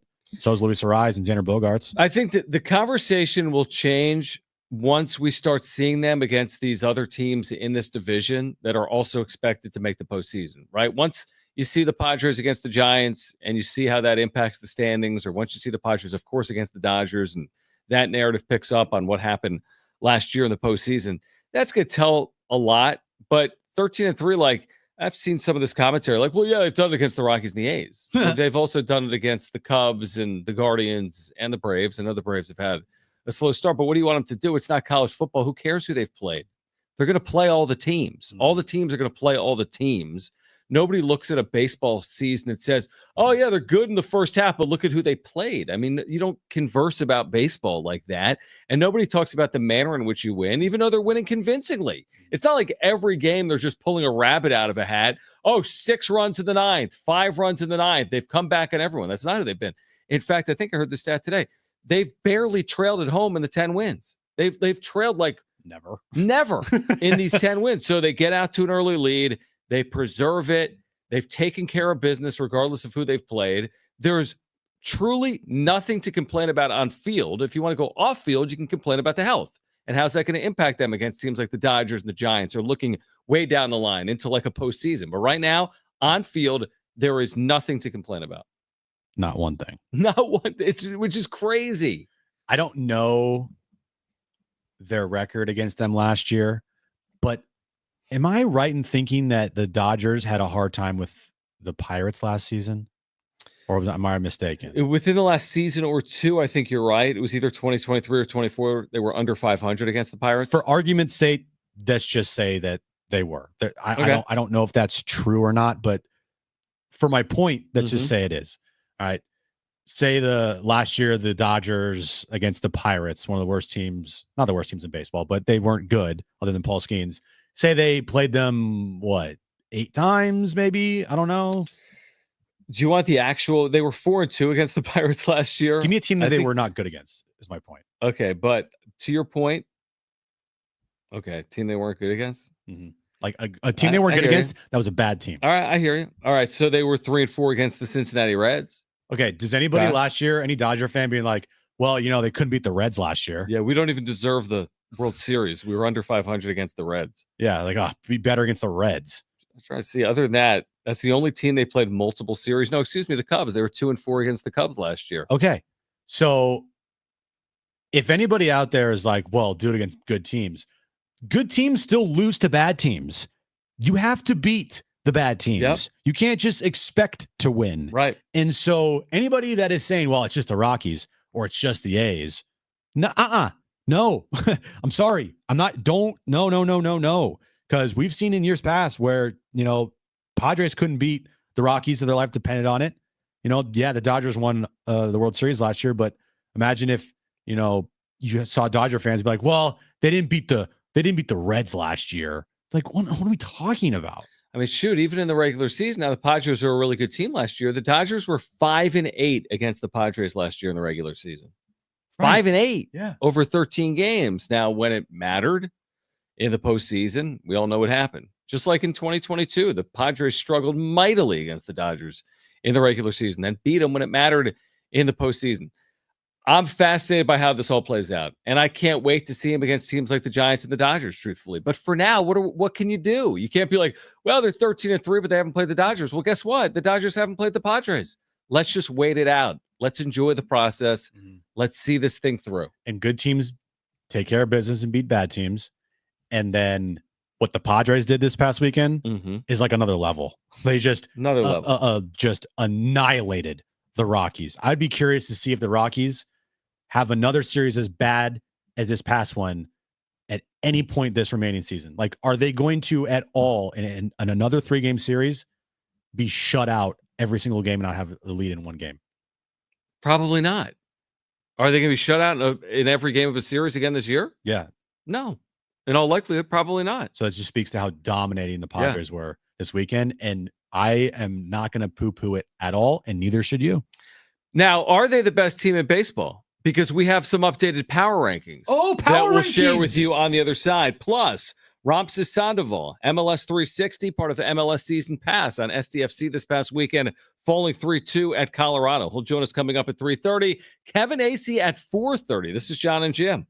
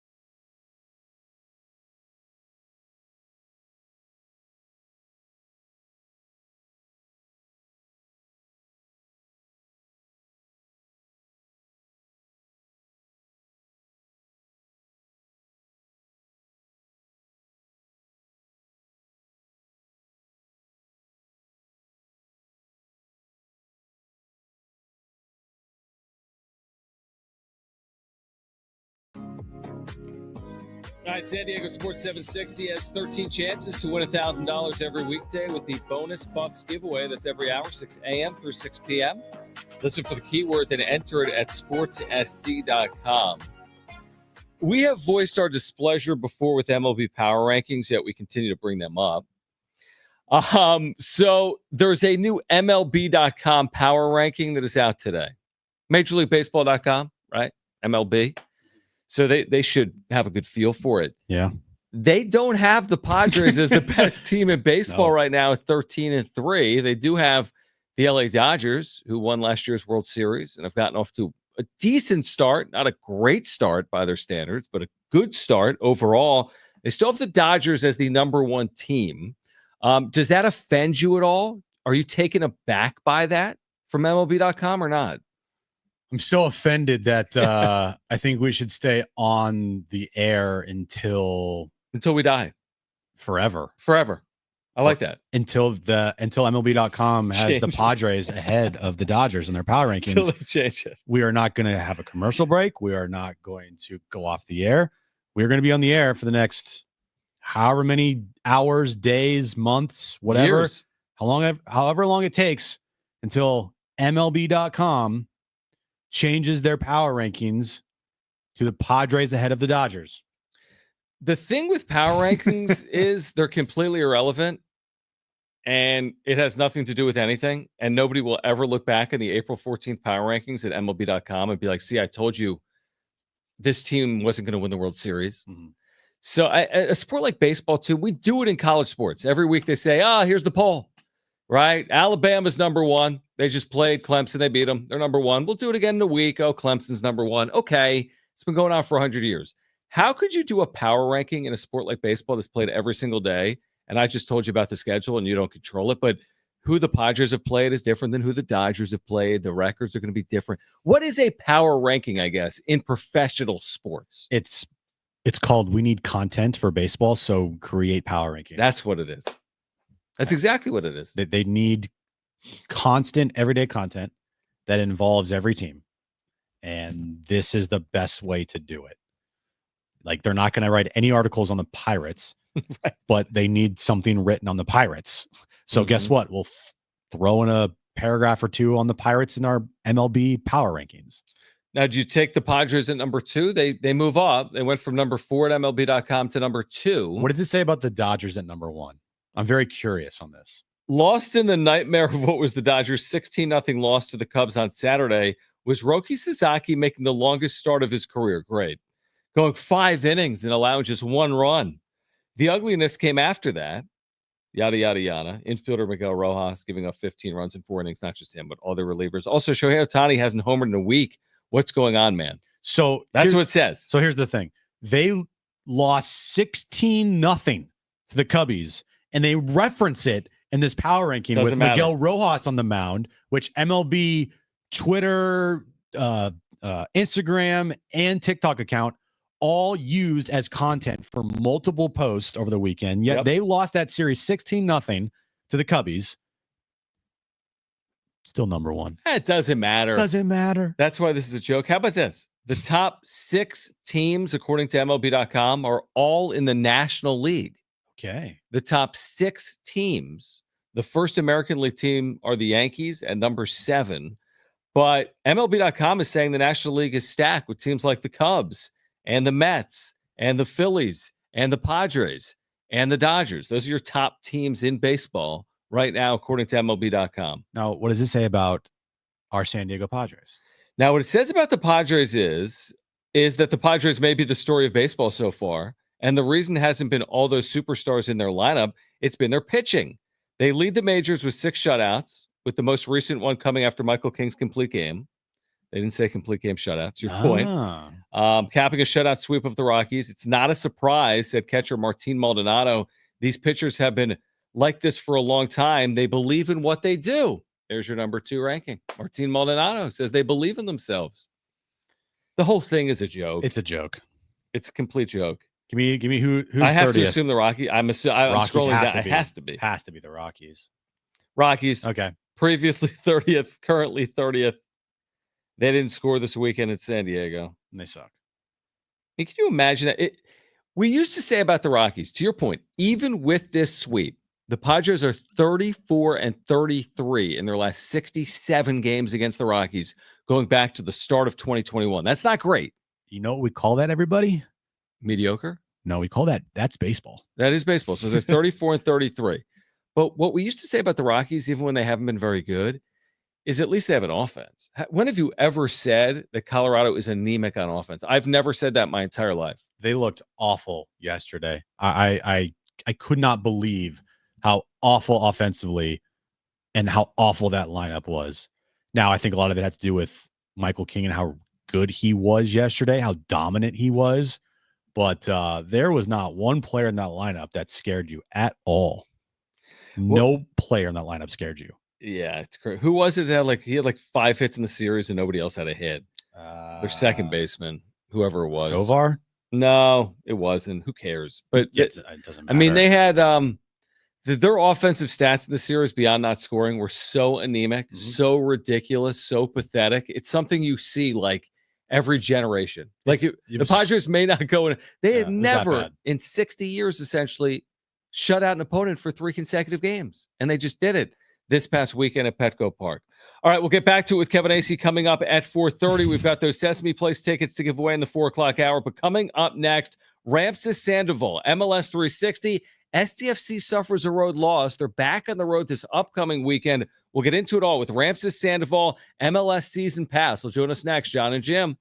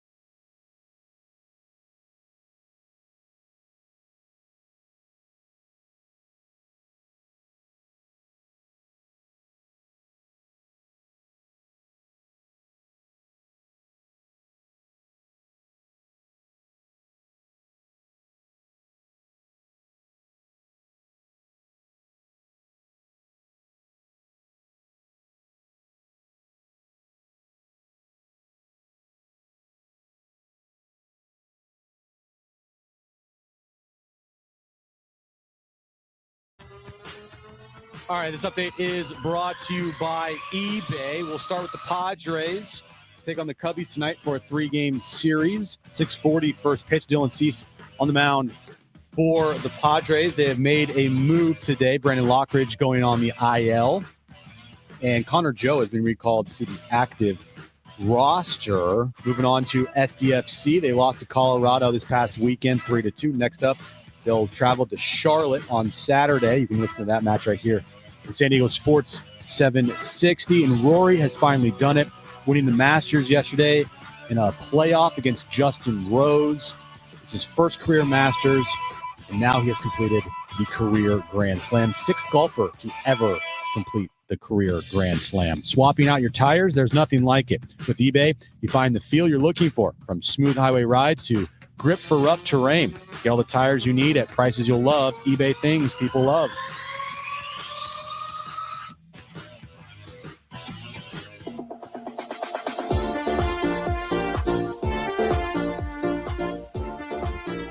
All right, John and Jim, San Diego Sports 760. It's been a really good start for SDFC. They lost a hard-fought match this past weekend in Colorado at elevation 3-2. Kind of back-and-forth affair, went down, tied it up, went down 2 goals, lost 3-2. They're going to Charlotte. That, to me, feels like a difficult stretch from Denver back home to Charlotte, North Carolina, back-to-back weeks. And let's talk more about it with Ramses Sandoval, MLS 360, part of MLS Season Pass on Apple TV. With us right now, John and Jim, San Diego Sports 760. And Ramses, we appreciate you joining us. What do you make of where San Diego FC is right now? 8 matches into their debut season. There have been some highs, obviously. They're coming off a road loss. They've got another difficult road test coming up this weekend in Charlotte. What have you learned so far about San Diego? And thanks for joining us. No, first up, it's a pleasure to be on with you guys. I've been on the San Diego train, if you will, from the beginning. I think they've been phenomenal under Mikey Vadas, and with the start of the season and sort of our predictions, the colleagues, I believe every single one had San Diego, which it's not unheard of, not making the playoffs. I believe I had them 6th or 5th in the West. I believe in what Vadas has done and shown in the past, and I think the team's playing very well. And we've said it in the shows before. The way that they're playing, the way that they're possessing the ball, the build-up play, and sort of they were able to handle their own, even with Chucky Lozano out for a couple of games. I think Luca Latorre has been fantastic. Dreyer has been great as well. I just think they've been overall very good. You make an important point. They take on a very good Charlotte team, a hot Charlotte team coming soon next weekend. They're on the road again for that one. They faced the Colorado team that had a very good game at home. It's been a Colorado Rapids team with some inconsistencies in some of the matches. I actually thought San Diego, would have been able to draw in that match or win that match pre-game. Of course, they did well in altitude against Real Salt Lake coming back as well. So. It'll be interesting to see how San Diego responds. Not to go down 2 losses consecutively in the season, but overall, I think they've been fantastic, and it's not just a results based comment. I mean, I've watched them and their possession play and looking at stats. They've got to be in the top 2, top 3 teams possessing the ball per game basis, and also. Pass completion, which is bizarre for a new franchise, a new expansion team that they've obviously haven't been together so long. When you look at the overall landscape of MLS right now, would you put SDFC towards the upper group as far as the top teams in the league? Yeah, we actually had this conversation in our Esto es MLS YouTube show that we put up every Thursday. And we spoke about that because, we talked about some of the surprises, like Vancouver. San Diego is one of them really in the Western Conference. There's no doubt about that. When you look at the West today, you're not thinking it's the Galaxy, Seattle, those type of LAFC, those type of teams down there. You would have thought the other way around. So that's actually literally what we spoke about, and we did. We put San Diego in the top 4 in the West. For me, they're a top 4 team right now in the West. It's very early. Of course, when you look at the East as well, and you sort of mix all those teams up, that can change. But for me in the West right now, they're a top 4 side. And again, it goes back to the way they're playing, not just results based and how they've been able to win games. They've got some really impressive results, right? The Seattle result, both Los Angeles games, that result in Sandy, Utah as well, which I thought was very resilient from the team. So, they get sort of that tough matchup this weekend, and it's, to sound cliche, or not to sound cliche, rather, let's see what they're made of, right? Coming off a loss, knowing that they have to respond, perhaps against a team that is not going to be as possession-based, even though they're at home against San Diego. It'll be interesting to see how they respond, but there's no doubt. I mean, thus far in this season, I have them in the upper up as a whole in Major League Soccer, and certainly in the West right now, I do have them as a top 4 team. Ramses Sandoval, MLS 360 with us right now. John and Jim, San Diego Sports 760. What part of their play has been the biggest surprise to you? Like, even in this loss this past weekend, they go down, they score. They go down 2 goals, they score. I mean, the offense has been very impressive in terms of overall goals scored and the number of different goal scores. But, like, what about this group has surprised you to this point? Well, I'll go back to what I've been speaking of. It's the possession play that they've had. So it's not like they're winning matches or taking the ball away. I remember that first game against the Los Angeles Galaxy. Everybody had that sort of. So there's no way they're gonna get a result here. So it's the build-up play. It's the way they connect. It's the organization, the discipline defensively as well. We could all talk about numbers and sort of do a research and throw stats and throw mathematics. That's never sort of been my cup of tea, if you will. But with San Diego, you sort of have to go to that because they're an expansion team and they're a new club. And you figure that they're going to be chasing the ball more often than not against clubs that are formed and big-time clubs that are formed, like, your Austins and then your Columbus and that draw they picked up against the Crew, right? And beating Real Salt Lake on the road. And then, that win against LAFC. And then, they thrashed Seattle, as I mentioned, 3-0. But those games and the majority of their games, they have been the better team in possession, so they've been the owners of that stat, which is an important stat because it speaks to what type of game you're sort of trying to, and it goes, sort of listening to Varas before the season. And I mean, today you look at the Columbus Crew from Wilfred Nancy and, they're unbeaten and they're also cooking. I see some of those shades in what Varas wants to do, which is possession play, sort of keeping the ball, the 1-2 touch passing. It's funny because Wilfred Nancy once said that he was a big fan of that Ricardo Antonio La Volpe Mexican national team in 2006. You guys remember lost in extra time against that unbelievable goal from Maxi Rodriguez.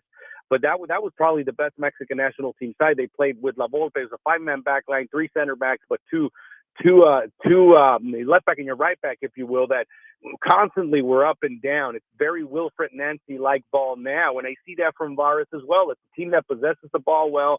They pressure well. They're organized under pressure. If it's going to be 3 guys on your best player, they move up quickly. And of course, you look at Luca de la Torre. I think he's been great. Chucky Lozano, he's coming into his own and he's into it. I know Chucky, and he's a guy that's going to be as competitive as they come, and he's shown that.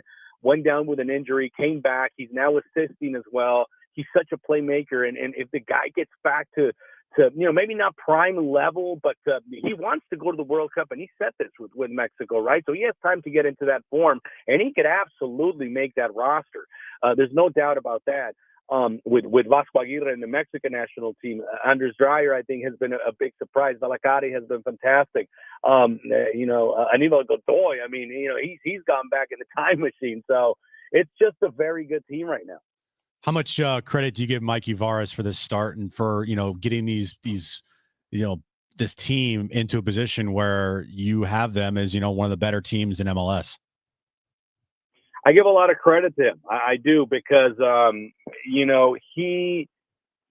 don't know if you guys are on board with this comment, and I don't particularly agree with it, but, there's some side of the media that perhaps thought San Diego could have hired a different manager, a different coach. They went with Varas. I like the pick. I like having, trust in sort of a manager that's gone through the system, paid his dues, done his thing. And, he's very, we've seen him in interviews and whatnot, and he sort of just held his own, and he understands his role and what he wants to do. And he's kind of straight to the point in these interviews or pressers, if you will. And that's why I'm happy for him. I give him a lot of credit for sort of building this team and obviously, telling high management, these are the type of players that we want. Let's build around this way. San Diego's been a big surprise because from the construction of the roster, you wouldn't think they would be this good. You go back and you look at teams like Atlanta, LAFC, sort of big time spenders. Not much from a surprise standpoint when they came into the league.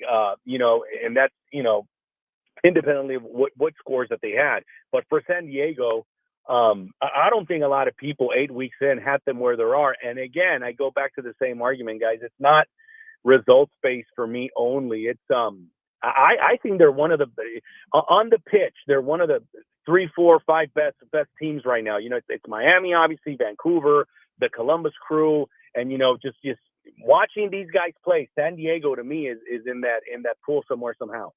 It's been an awesome start. It's been really fun here. Debut season, so much excitement and anticipation, playing in front of huge crowds at Snapdragon Stadium. And we're looking forward to what's to come here as this season really reaches, continues to progress here in year number 1 for SDFC. So Ramses, thank you so much for doing it here today. We appreciate it. Hopefully we'll do it again down the road here in 2025. But thanks for joining us in San Diego. No, absolute pleasure, man. Got much love for that city and Southern California as a whole. So good luck to you guys, and it was fun. All right, awesome, man. Thank you. Ramses Sandoval, again, MLS 360, as San Diego FC continues a road trip of sorts. They'll be in Charlotte this weekend, a match you're going to hear right here on San Diego Sports 760. We'll get to Is That Good on the other side, the best and worst of the sports weekend, coming up at 4 p.m. More on Rory in Augusta with Ryan Harrington, managing editor of Golf Digest. He'll join us at 4 p.m. And Kevin Acey's on the show at 4:30. This is John and Jim.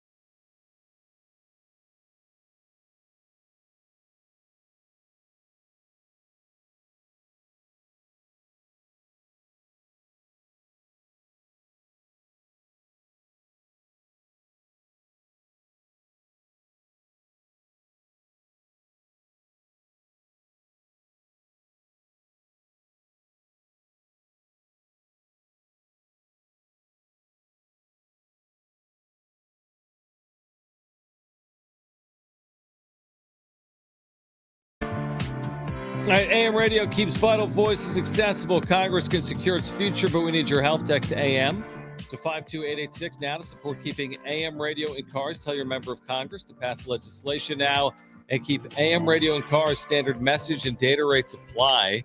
Ryan Harrington was there. Augusta for the Masters final round. Managing editor, Golf Digest. He will join us coming up at 4 p.m. Kevin Acey wasn't there, but he's been at Petco, and he will join us coming up at 4:30. Our Padres insider. All right, typically on Mondays we do this, so let's get to it now. Is that good? Wilcox, snapper, Huber, holder, from 29 yards away. Oh, he missed it badly. Kick on the way. Boswell. That's a winner. The good and bad from the sports weekend. All right, I'll just start with the most obvious, is that goods of the weekend. Michael King threw a shutout yesterday, first of his career. They swept the Rockies. Padres are 10-0 at home, best record in baseball. Brent, is that good? It is good! I'll double down on the obvious. The Padres didn't allow a run this weekend. They have 6 shutouts. No other team has 4 shutouts this year in Major League Baseball. Is that good? It is good! My Warriors, they blew it. They blew it big time. What did they do? Lose in overtime at home to the Clippers? It wasn't that game. It was that they lost to the Spurs. They had the path laid out for them. All they needed to do is beat the Spurs, and they would be not in the play-in game right now. So right now, their loss yesterday to the Clippers puts them in the play-in game. Brent, is that good? No, it's not good. Are you kidding me? And now Jimmy Butler's got a thigh contusion. Steph's got a thumb injury. They benched Jonathan Kuminga. Their season's over. No, it's not over. There's a lot of teams that have won the NBA Finals coming out of the play-in tournament. Yeah, of course. All right, the Padres, I'll go further. You mentioned it, but I'll go further. 10-0 at home. That's the best start in the history of the franchise at home. They look to get to 11-0 tonight. If they win tonight, they'll match the best start in franchise history at 14-3, something they did in 1998 when they last went to a World Series. Is that good? It is good! That's good. It's good, yeah. That's good. They've been good. Again, the other obvious one from the weekend, but I will continue to talk about it because it was that amazing to me, was Rory's day yesterday at the Masters. Winning his first career green jacket, 6th player in the history of golf to win the career Grand Slam. Brent, is that good? It is good! Just, the more you think about it, I saw someone on social media, and it's a perfect encapsulation of the round. If you watch every single hole of Rory yesterday was like Rory's career in a nutshell. Started out, bad, like the Masters in general was like his career, just on fire. Then he stumbles, and he's on fire again, and then you're like, is he gonna blow this? And then he does blow it, but then he recovers. It was just the ultimate up and down roller coaster ride. Complete roller coaster ride. Amazing that he was able to again get that monkey off his back, so to speak. How about this? Luka led the NBA in jersey sales this year. This is the first player other than LeBron James or Steph Curry to do it since 2012. So you've had just 2 players lead the NBA in jersey sales over the last 13 years. But now Luka is at the top of that list. Is that good? It is good! I think it has to do with the fact that he not only switched teams in the middle of the season, that probably helped. But the team that he went to was the Los Angeles Lakers. Yeah, that probably helped. It's crazy to me how Steph Curry, who has been on the Warriors for his entire career, still is number 2 in jerseys. Is he ahead of LeBron? That's crazy to me. Wouldn't you think that, if you bought one Steph Curry, you've bought every Steph Curry jersey? Yeah, that's a good point. Yeah. Yet he's still number 2 in the league in jersey sales. He's been on the Warriors his entire career. So what do we have here in terms of set playoff series? We know about the play-in, so that'll determine some of these series. But what do we know so far? We have Lakers, T-Wolves. What else do we have? We've got Clippers, Nuggets. Clippers were playing incredible basketball down the stretch. Clippers are my sleeper team in the West. They've been on fire. I think they closed 10-1 or 11-1 in their last 12, something like that. The way that Kawhi played yesterday, that's the Kawhi who they signed. Okay. He was unstoppable. And James Harden, by the way, he is still plays at an elite level when he wants to. I think the Clippers are a dark horse in the West. Are they? But they would play OKC. Are they in the 4-5 or no? The 3-6. They're in the 4-5. So that means they would play OKC if they get out of this series. Correct. As the road team in a best of 7. And if the Lakers beat the Mavericks, they would face either the Rockets or the Warriors in the following round. Do the Lakers play the Mavericks? Yes. No. T-Wolves. T-Wolves. Sorry, my bad. Minnesota. And they would play the Rockets. They play the Rockets. Yeah. All right. It's intriguing. I am intrigued by the Clippers. I've said that so many times over the years since they've had a Kawhi and they've disappointed now in the postseason. This is a dumb question by me. I should know this. They don't reseed, right? Like if the Lakers lose, it's not like I don't think they reseed in the NBA. No, they don't. Yeah, they don't. Okay. So the winner of the Lakers Timberwolves series gets the Rockets playing. Right. Rockets play the 7 and right. Yeah, I mean, here's the thing. I'm looking at this playing tournament and it's never grown on me, including now. I'm not enamored by it. It'll play out over the course of this upcoming week, Tuesday through Friday. I don't know what the true intrigue is. More eyeballs. I'm not enamored by it. The play-in is so dumb. Yeah. It's so dumb because the Warriors, I mean, they screwed up, but still 7 seed, 48 wins.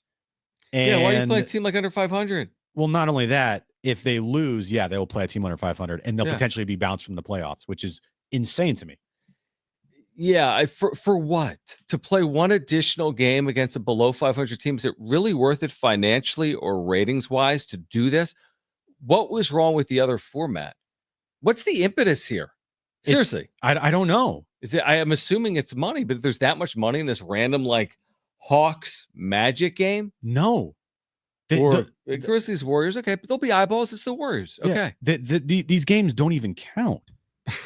Right. They're just for, are you going to make the postseason or not? Mavs Kings with everything that's played out with the Mavericks. I don't care about those teams. And they're not good. The play-in tournament was designed if there was a 7, 8, 9, 10, and they're all within like a game. Right. And the 9th seed and the 10th seed miss out by like a game. Why are we including the 7? It's one thing for me if someone said they do this in MLS. If someone told me 8 plays 9, okay. Last 2 for 1. Last 2 teams for 1 spot. Why are we including the 7? And the 10. The 10 is nowhere near the 7, to your point. What's the difference in games? In one of these conferences, it's significant. The difference between the 7 seed and the 10 seed in these conferences is like in the West, it's 10 games? Why don't they just do this? Okay. Why don't, like you said, 1 through 7, they're in. You're in. 8 gets a mini bye. 9 plays 10. Winner plays 8. Yeah. I like that more than this. And it has to be a back-to-back. So you play Tuesday, Wednesday, because you would need to give an advantage to the 8th seed. And I think that would be much better because if a 7 seed has like 50 wins, right, they got to play in a play-in tournament. Like that's ridiculous. Yeah, I need to see it up close and personal here. So the Warriors record, to your point, 48-34. So they go 48-34. If they do end up playing the Dallas Mavericks, who are the 10th seed, they're 9 games better than Dallas. 9 games. And they're going to be put in a situation where if the Mavericks somehow get hot and win that game, you're out. It's stupid. It's very stupid. All right, Ryan Harrington on something that isn't stupid. Rory winning at Augusta for the first time in his career. Ryan Harrington was there, managing editor, Golf Digest. He will join us on the other side.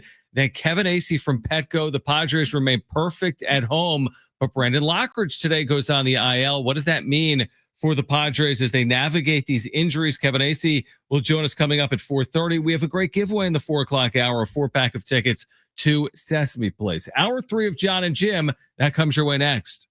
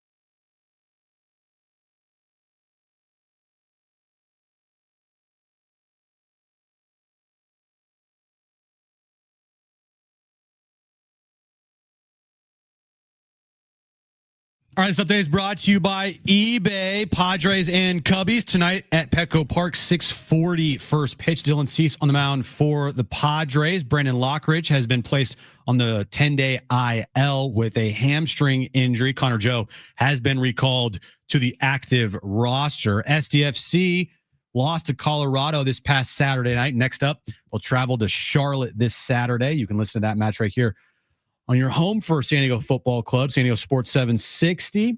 And Rory, he is a Masters champion once and for all. He has now completed the career Grand Slam, just the 6th player in golf history to do so.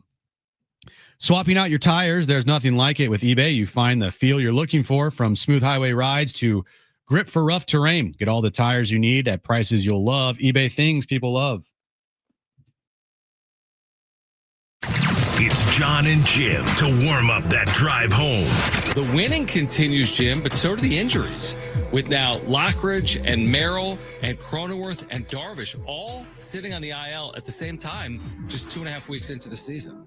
It's the next man up mentality with this team. It's just going to have to be like that until, these guys come back from injury. And I think they have enough to overcome it in the short term. Now, time for John and Jim.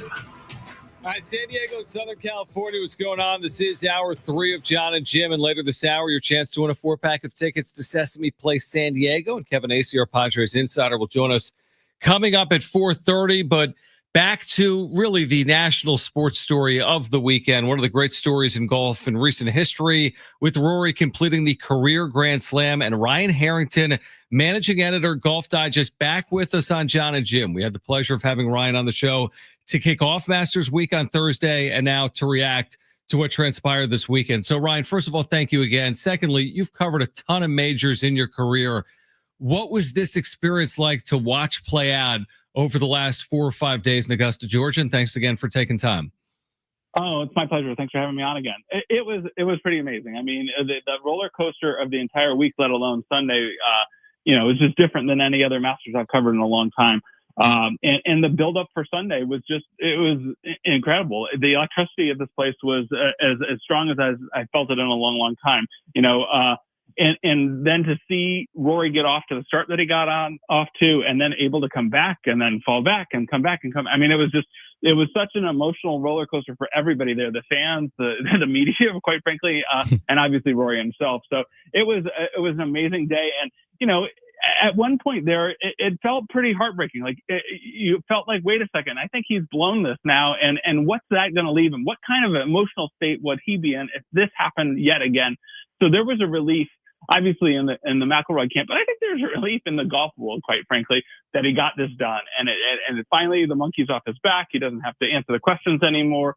And I'm now very curious what this means for him moving forward in terms of, whether he's going to be able to win some more majors here, or just the relief that he's going to have now and what that's going to do for him in the rest of his career. What shot for you, Ryan, yesterday was the most impressive in Rory's final round? Well, the one that was the most surprising, I think, was the second shot on 15 when he hooked it around that tree and got it onto the green and had it roll up to, a few feet. He didn't make the eagle putt, and obviously would have put a lot less pressure on himself if he had made that one. But to do that after what had happened on the 13th hole and then the 14th hole after bogeying that, again, the whole time you're always wondering, from a mental standpoint, is Rory ready to handle the rest of this stuff? Because he's obviously got the physical game, but at some point, the emotions of all this just got to feel overwhelming, I'd think. So he pulls that shot off and then another great shot on 17. And I just, you can't believe then the approach shot on 18 going into the bunker and him being unable to close the door then. But that shot on 15, I think, was pretty pivotal because that got everyone thinking again, okay, no, he can handle this. He can get this to the house. And, he did just a couple more bumps before all things are said and done. Ryan Harrington, Golf Digest, back with us. John and Jim, San Diego Sports 760. Do you have anything that reminds you of the emotion that you saw from Rory immediately after hitting that putt in the playoff? The only thing that comes close in my mind was 2019 and Tiger Woods, and obviously, a similar situation in terms of a very long drought for major championships, and then but his comeback was so different. in terms of all his injuries and whatnot, and being able to win there again and beat everybody. The emotion of that moment was pretty similar. The hug with Charlie at the end of that round, and you saw something similar, obviously, with Rory and Poppy there. I think this was probably even more emotional given, again, the background that McIlroy has had and all the you got to give him credit. He just keeps coming back and he puts himself in those situations. And at some point, I could see a lot of people going, this isn't worth it anymore. The pain is just too much. And he was never doing that. And so I think emotionally, 2019 is the closest I can think of, but I think this was probably even more emotionally satisfying when you watch the way everything finishes. And with the way yesterday's final round went, I can't remember off the top of my head who else was the top of the leaderboard in 2019 with Tiger, but the names that you saw yesterday, him, Rory and Bryson in the final pairing, Justin Rose surging. You had, Scotty Scheffler didn't play his best, but he's still with a top 5 finish. When you look at yesterday's ending to that Masters, and I know it's just happened yesterday, do you envision this year's Masters being one of the all-time classics? We've had an internal debate, and we even wrote a story about, how to rank this one. And we did it. We looked at it in terms of the most popular win. Because if you look at Rory's play, Rory shot a 73 in that final round. He was really up and down. The play itself wasn't incredible. I mean, Justin Rose, hats off to him with the 66 to be able to charge back and do what he did. Yeah. But the play itself wasn't incredible, but the emotion of it and the popularity of Rory winning and just the drama. The drama was unbelievable for sure. So, it's perhaps splitting hairs a little bit here, but I think there have been other moments where the play has been even more exceptional. And Tiger winning in 97, Tiger in 01, beating Phil Mickelson and winning, closing out his Grand Slam, those kind of things. But I think in terms of popularity, the only one that we had ranking ahead of this one actually was Phil Mickelson in 2004. When you think about him winning his very first major after so many heartbreaks, just like Rory's had, but he hadn't even won a major championship yet. And he's actually a year younger than Rory is right now. And that obviously set him on a course to win more. That one also, I think from a popularity standpoint at the time, who Phil was, might be just a little bit ahead of this one. But this one, we're going to be talking about this one for years to come, obviously. No doubt about it. Ryan Harrington, Golf Digest, with us right now. John and Jim, San Diego Sports 760. What about on the opposite side of this coin, what Justin Rose did to finish, but he remains just one time a major champion back at Marion in 2013. He's finished top 2 everywhere. The Masters 3 or 4 times, PGA Championship, he's had a top 3, Open Championship, he was top 2, including last year. Will Rose have another opportunity as a 44-year-old to get that close to win a major? It's a great question. He was runner-up at the Open Championship last year at Royal Troon, and the same question pops up. And in my head at that point in time, I'm like, you know what? I don't think he's going to. And then lo and behold, he's here at the Masters this week and doing what he did. And similarly, an incredible first round and an incredible poor third round that puts him in a bad spot. But, he never gave up. He never did this. It was extremely impressive. And again, another time where anybody else but Rory, I think the whole crowd would have been really rooting for Justin Rose, because this would have been he's already a borderline World Golf Hall of Famer in my mind, with the Olympic victory and the U.S. Open victory and his Ryder Cup performances and whatnot. But one more major obviously would have put him over the top. And he has done so much himself over the course of the last 4 or 5 years from a health standpoint to try to preserve the rest of his career, to try to keep that window of opportunity just a little bit longer. He's 44, and for golfers, that's on the old side. And so to see him play the way he did, it was really disappointing for me to watch him have to go through that. The fact that it was one of his good friends in Rory McIlroy that won, and what that meant, he was very gracious in defeat, saying, hey, this is great for your time. He was excited to see Rory close out the Grand Slam himself.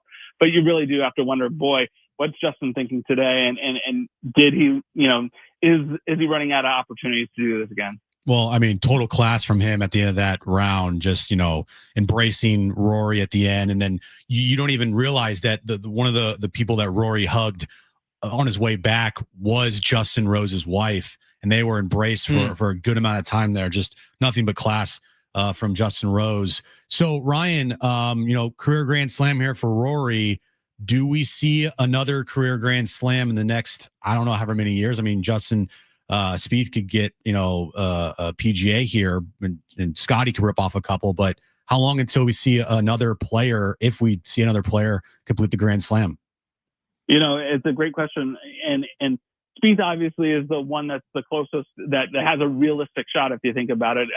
His play has been up and down himself over the course of the last few years. It's not the peak Jordan Spieth that we saw, 10 years ago when he was rattling off some of these very early in his career.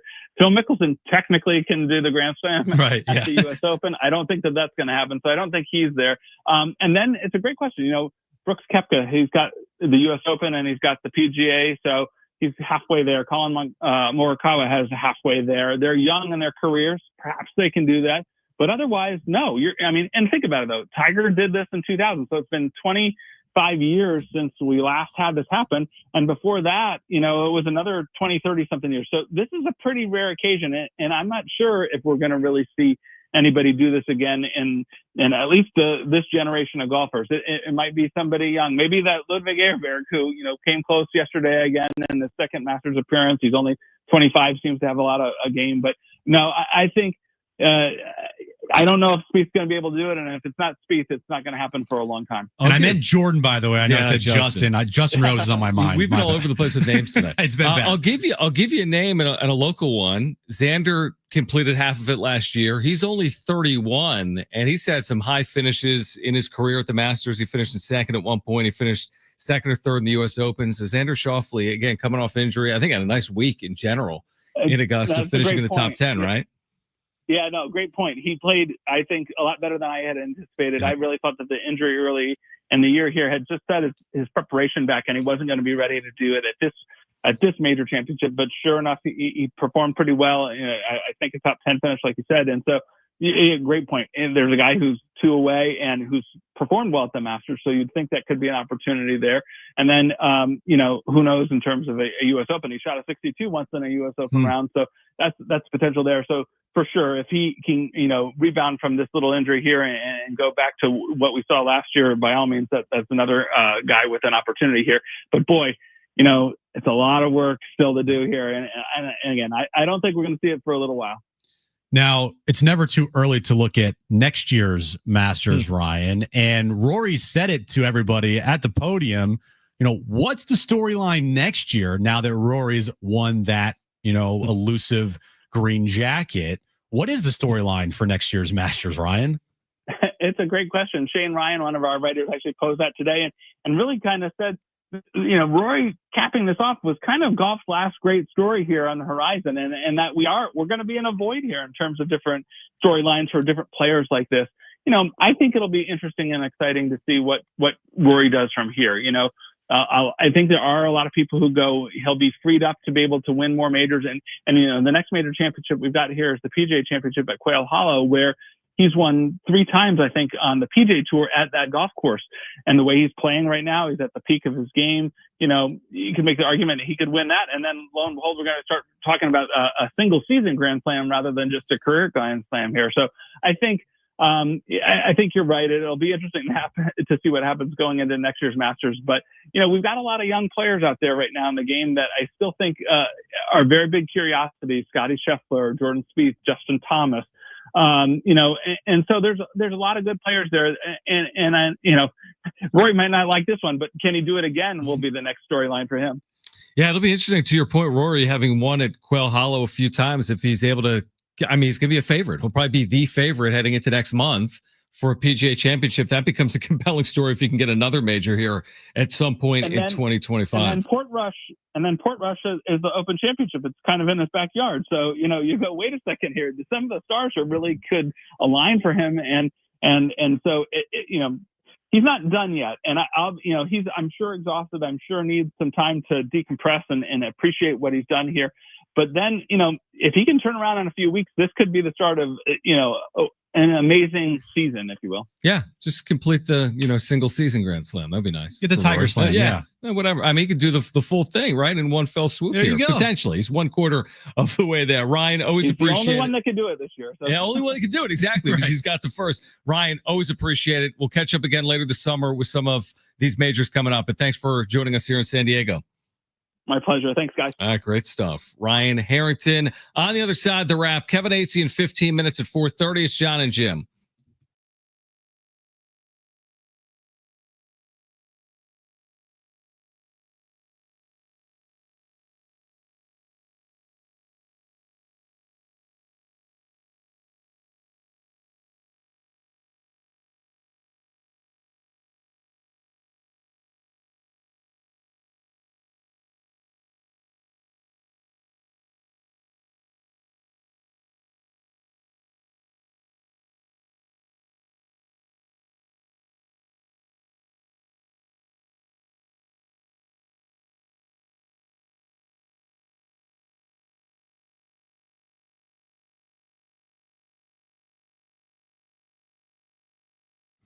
All right, so interest rates have plummeted, and it is time to call Loan Pronto. Hey guys, it is Schaefer, and if you're looking to get cash out of your home equity, refinance out of a high rate, or do a home improvement project, Loan Pronto can make it happen in a matter of days.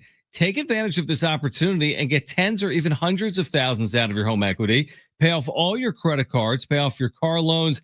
The average homeowner cuts their monthly bills by $1,000. You can get more info at loanpronto.com. Inflation and higher costs have put a lot of people in a stressful financial situation. But if you own a home, there's a way out. Loan Pronto has multiple options that can help you get the financial freedom you deserve. Most homeowners get their cash in less than 2 weeks. Most don't even need an appraisal. Do the smart thing. Stop paying insane rates on those credit cards. Wipe them all out. Get a lower mortgage rate. Get some money for that home improvement project. It all starts by getting in contact with the experts at Loan Pronto. Visit loanpronto.com or call right now, 619-207-4336. Or again, loanpronto.com. Equal housing lender, NMLS 1661781, subject to lender approval, NMLS consumeraccess.org.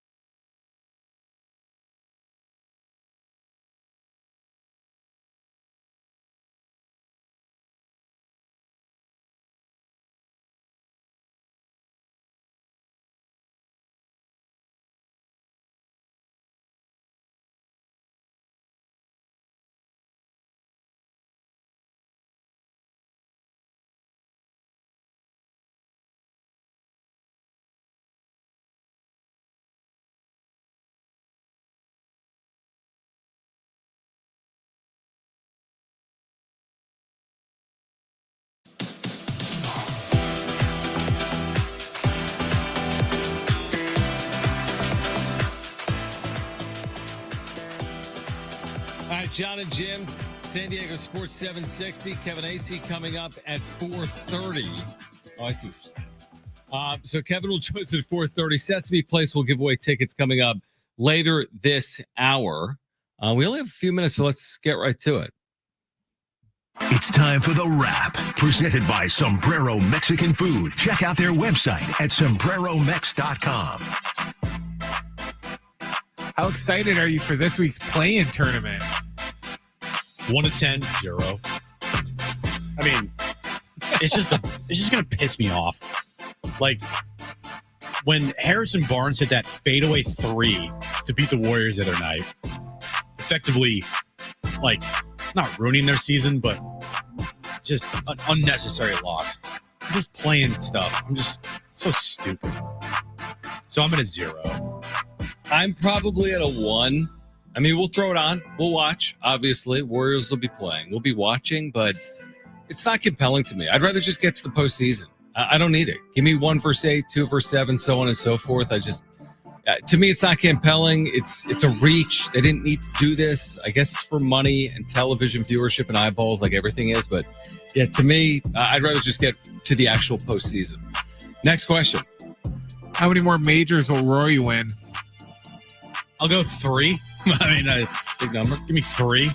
I don't know, man. The monkey off the back is a big thing, and he has nothing left to prove in his career, which is the coolest thing. Mm-hmm.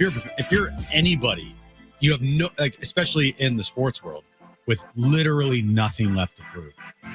That's a good feeling. And Rory is one of the very few athletes in the world in their sport that has nothing left to prove, and they're still in their prime. If he gets 3 more, he would finish with 8 career majors, which would be top 6. If he gets 4 or more, then the list is Nicholas Woods, Walter Hagen, Ben Hogan, Gary Player. If he gets 4 more, that's the all-time golfers with 9 major wins. He has 5. So 4 or more from here on out, he would be tied for the 4th most majors in golf history. So, I mean, he's already had this unbelievable career. He'd go down right now as a top 10-ish golfer in the history of the sport. With a few more, he's probably going down as one of the top 5 to ever play the sports. And he's only 35. He's younger than me. He's younger than Jim, even though Jim is always perpetually 35. I've been 35 for 35 years. Somehow. I'm with you, though. I think he wins another 2, 3, 4 more, which is an amazing accomplishment for any golfer. To get to 6, 7, 8, 9 is unbelievable. All right, next question. Shedeur Sanders and Travis Hunter will have their numbers retired at Colorado. Do you agree or disagree with that decision? I agree with Travis Hunter because he won the Heisman. Mm-hmm. Why is Shedeur getting his number retired? Because he's Deion's Do you know son. who his dad is? Oh, Deion's right. I agree with Travis Hunter. Absolutely. You win the Heisman, retire that number. Mm-hmm. Absolutely. Shedeur? I don't know. That's a little weird to me. So what's their record over the last 2 years? They're okay. Fine. But they win 9 games last year, 10 games last year? They won. That's what I was looking up. I think they won, 4 in this first year? 4 or 5 in his first year? So 13, 14 wins in the last 2 seasons total? Yeah, I don't know. I'm with you on Travis Hunter. It's hard to win a Heisman, right? Really hard. Shedeur, he had a great year. We just saw the numbers. He had a good 2 years in Colorado, but enough to retire your number? I don't know about that. Maybe if your dad's the head coach. 2 numbers. You're taking 2 numbers off the board just like that? That's a lot. That is a lot. 2 and 12, gone. Forever. In Boulder. I'm fine with it. It is what it is. That's their decision. It looks like they only have 4 numbers retired.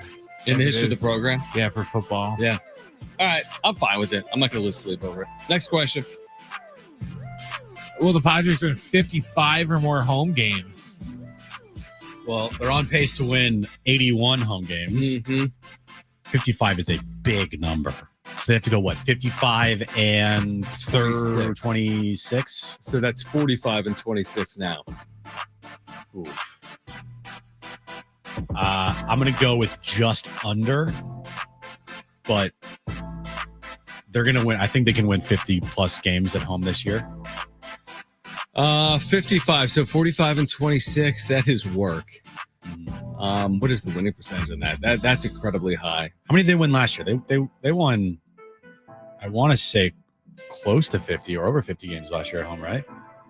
Did they? No, 45 and 36. Just kidding. Yeah, they were better on the road, 48 and 33. All right, so how about this? Dodgers last year won the World Series. They were 52 and 29 at home. Yeah, so I would say 52 wins. 52 and 29 with a 10-0 start at home seems kind of doable. Like if you're just like mapping things out. Yeah. Especially if they continue, just have this incredible home field advantage with the fans. More sellouts this weekend against the Rockies. 41,000 plus yesterday for a team, a Rockies team that's awful. I kid you not, John.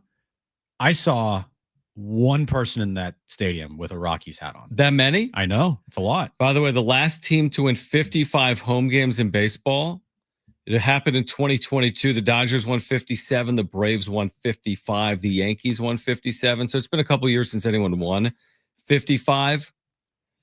I'm with you. I'll take just the slight. I'll say 54. It's a huge number. By the way, our buddy Jeff, our graphic designer, yes, he's been to every single game. And they're 10-0. So, yes, Jeff, you're going to have to go to all 81 home games. He's going tonight, right? He's going tonight.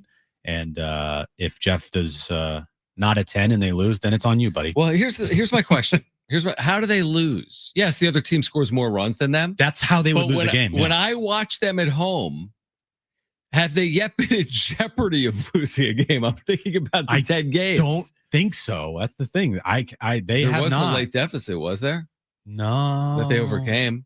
No. So they're good. No, they're fine. 80 and 1. I could see them losing somewhere, but I think 80 and 1. I'm going to go 78. 78 and 3. Yeah, it's good. It's a good number. I like that. Let's talk to Kevin Acee, our Padres insider. On the other side, Brandon Lockridge goes on the IL. Tyler Wade is in center field. The Padres are perfect at home. Kevin Acee joins us next.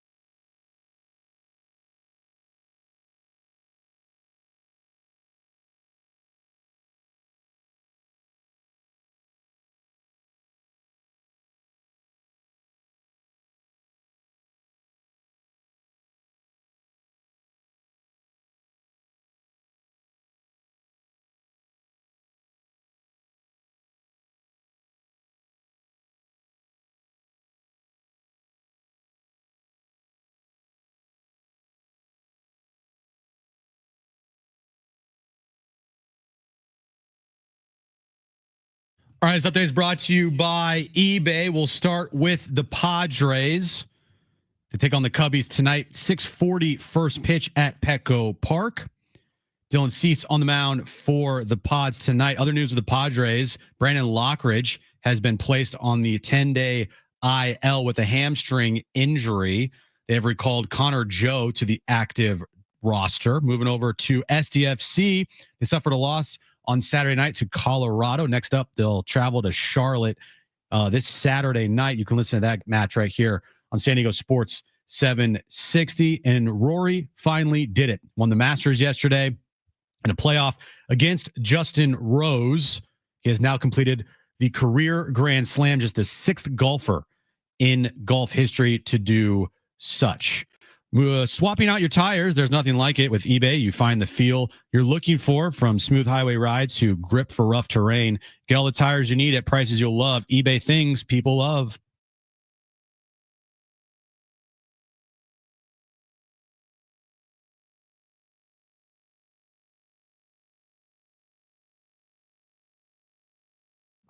All right, Kevin AC back with us here on John and Jim, San Diego Sports 760. Another day, another win, but another day, another injury. So the Padres are dealing with injuries, but they've been literally perfect at home, 10-0, 13-3 overall. Kevin, always appreciate it. Brandon Lockridge goes on the IL.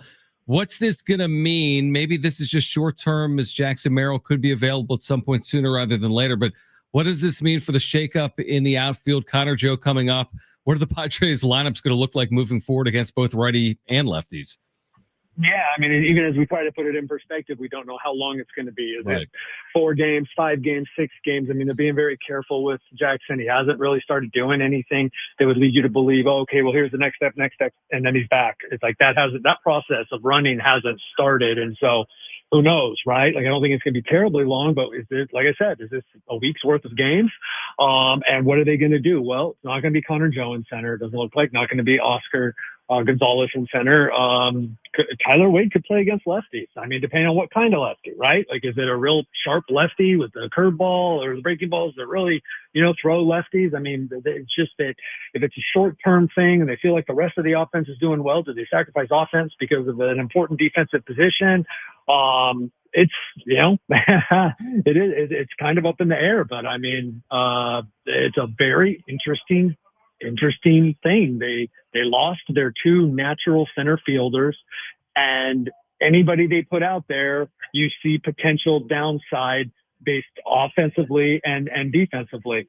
But I'm kind of being led to believe that it is a possibility that Tyler Wade plays out there because he is the one that has played out there the most. And, as long as he doesn't look just terrible against these lefties, like Imanaga isn't, terrible. It's not like terrible splits where, lefties can't hit him. So that's, I think it's one of the more interesting moves or intricacies that we're going to see here that doesn't involve like a huge star player, right? Like Brandon Lockridge goes down and you go, oh, okay, no, that's a huge ripple effect. This will be very interesting. So, I got a little bit of this on social media, Kevin, like, oh, they just beat the Rockies, like beat someone better. It to me, I was like, okay, first off, the Rockies are a Major League Baseball team. Second off, find me anytime last year, the White Sox, the worst team in the history of the sport, got shut out in a 3-game series. Oh, wait, you can't, because that didn't happen last year. It just, for what they're doing right now, especially at home, I mean, this is some historic stuff here, right, Kevin? Yeah, I mean, good for you. Like, I mean, absolutely. Like, yes, it was the Rockies. And like when I tried to point it out in my game stories, like this is a bad team and it's a team that, does play in. If a pitcher is going to be able to pitch decently, as all 3 guys did and more, then they can get the Rockies to chase and to get themselves out. And that's the kind of the name of the game. And so, yes, it was the Rockies. Okay, great. Maybe they wouldn't have shut out the Yankees. Okay, fine. But all the things you said and more, like 34 times since 1901 that a team has been shut out in a 3-game series. Like that's historic. So yeah, pitching was superb. Nick Pivetta it'll be interesting, right? Like his bad game was Wrigley against the Cubs. Well, he faces the Cubs on Wednesday.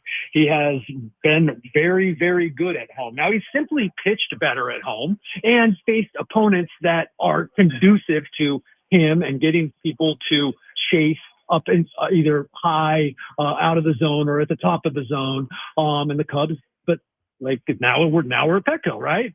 And so it'll be very interesting. I think that this rotation, real good that they got out of that little slump, and I do think they are very comfortable at home. But like, I don't care where they were, even Kyle Hart in the middle game, and I don't care what opponent. I don't know if those guys would have had shutouts or would have, that Michael King would have gone a complete game. But the way Michael King pitched yesterday, he was going to do well against pretty much anybody. No doubt about it. Kevin Acey with us right now, our Padres insider. Do you feel as if it's an important start for Dylan Cease just because of the rocky nature here? Again, it's not the end all be all. This isn't game 5. They can lose the game. They'll be fine. They can win the game. It doesn't define their season. But it comes in with the rocky numbers coming off a really poor start. Does it feel magnified to some extent or not? Sure, in that like this one could lead to the next one or something like that, right? But like Dylan, the crazy thing about Dylan is, like, remember last year, first 7 games, I think it was 7, maybe it was 8 starts, and it was insane how good he was. Yeah. Like 3 or 4 of those were like, this is no-hit stuff. And then it was like, I don't know, 4, 5, 6 starts where he looked like this. So maybe he's going to reverse it this year. But that was kind of the way it was all year for him, too. It was hot, cold, hot, cold. And you didn't really know what you had until he got to about the 3rd inning. If he got to the 3rd inning and you could say, oh, wow, this is good, Dylan. All right, he's going to go 6. He's going to go 7. He might go more. So like, and it's kind of everything you said, right? Not the end all, but I do think there's some significance to this. To me, it's the top storyline tonight, like what the Cubs have done to teams and what they did to the last, the 3 Padres who pitched there was very impressive, making them pitch. So Dylan Cease needs to pitch. Now, he threw a lot of balls in the strike zone against the Athletics, and they kind of crushed him. So better placement on the fastball, better choices in his sequencing. Not that I need to tell Dylan Cease what to do, but yeah, I do. I agree with you. For all that we could downplay it, I think middle of April, this is a big start. So Fernando Tatis Jr. looks pretty good. I did notice, Kevin, and I'm sure you did as well, on his 2 home runs since he returned from that, shoulder injury, both hands on the bat on his follow through. Is that kind of just like precautionary? I mean, he still did well, obviously, in 2021 with the shoulder injury, but he kept his both hands on the bat during his follow through. Are you noticing anything different there? I can't tell you that every home run has been that way, but quite a few have been, and quite a few of his swings. So he's been doing that, I think, more often than not. But yes, I did obviously notice that one to see, is he really strict about it now? And it appears that he is. And that's pretty smart. Look, I still say that it's something to watch, right? I mean, I'm sure you guys feel the same way. Like, we're not out of the woods here on this, right? Like, it popped up out of nowhere. He has a history of stuff. Things do happen. Like when you have a surgery in a place and you play as hard as he does. Like, I'm not trying, like I try to be as fair as anything about injuries and try not to call guys injury prone. And that's not what I'm saying. But I still feel like Fernando Tatis Jr. health watch is like a thing that sort of hovers over us. It does. And that's really the thing. If there's something that can hold this team back, and I know it's 16 games, it's not even 10%, or it's right at 10% of the season. So there's so many twists and turns, but it just feels like if there's something that could hold them back, like I guess any team, it's their health. And man, these injuries they really have added up. I mean, whether it's Darvish and now with Merrill and Cronenworth and Lockers, like how many injuries can you actually overcome and win at a really high clip? They've proven they can overcome some. But this can't be the theme of the year. Like if they're dealing with injuries to position players and starting pitchers throughout the course of the year, that can't bode well for it to be a historically good season. I mean, it just doesn't make any sense. Well, right, and agreed. And what it does is it makes you go, gosh, you can't have any more, right? Yep. But like, what is crazy about last year is Yu Darvish and Joe Musgrove missed the season between them, right?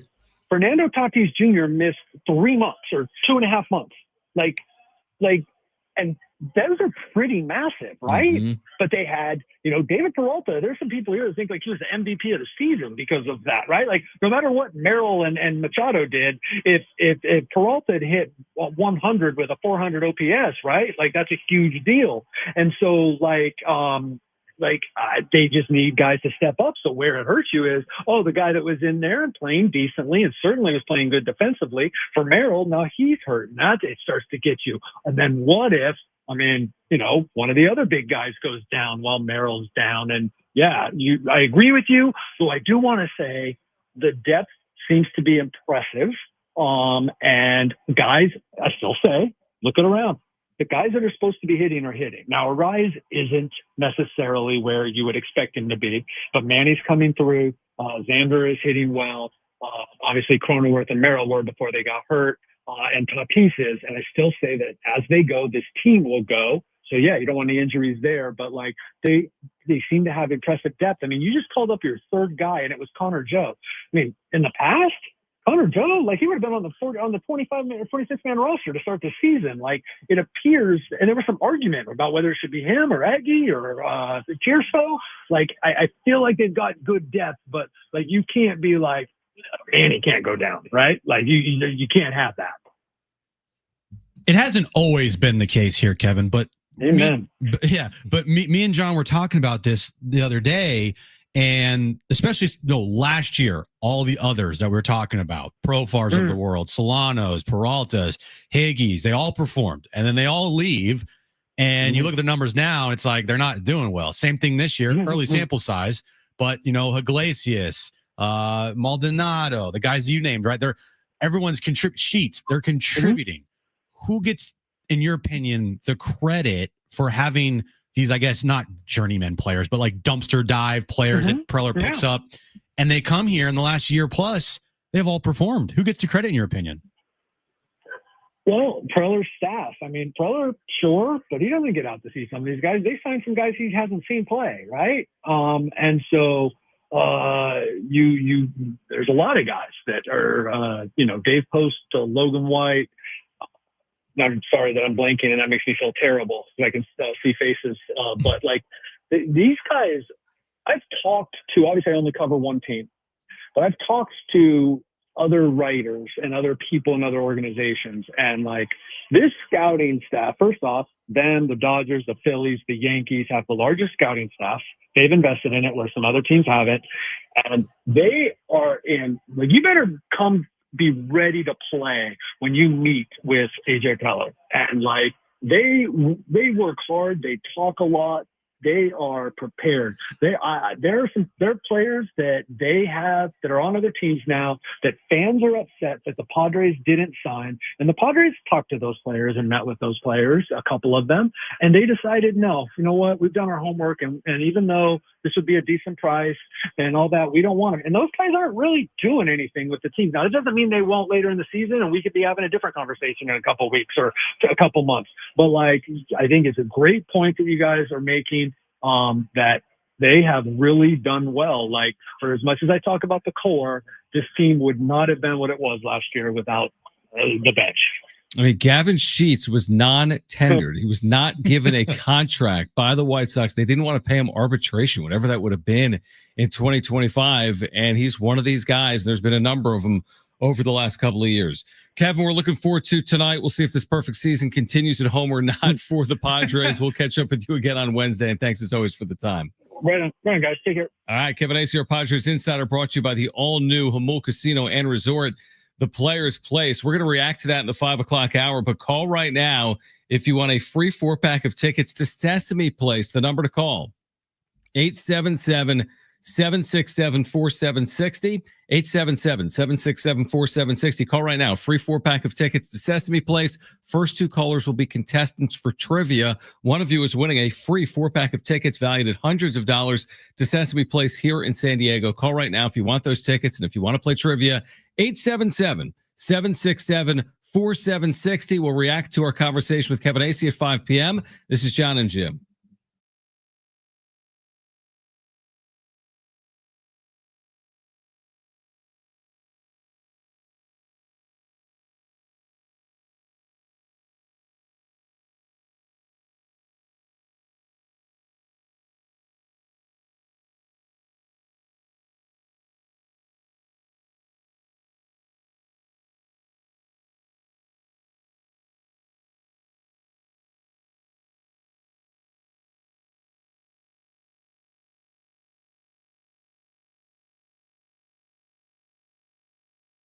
All right, hey guys, it is John and Jim again for the all-new Jamul Casino Resort, the Players Place. They've got a great promotion going on tonight, Monday Night Live, smashing Easter eggs. Get down there every Monday, in fact, in April, for a chance to win big. They've got 10 winners every hour, including tonight at 7, 8, and 9 p.m.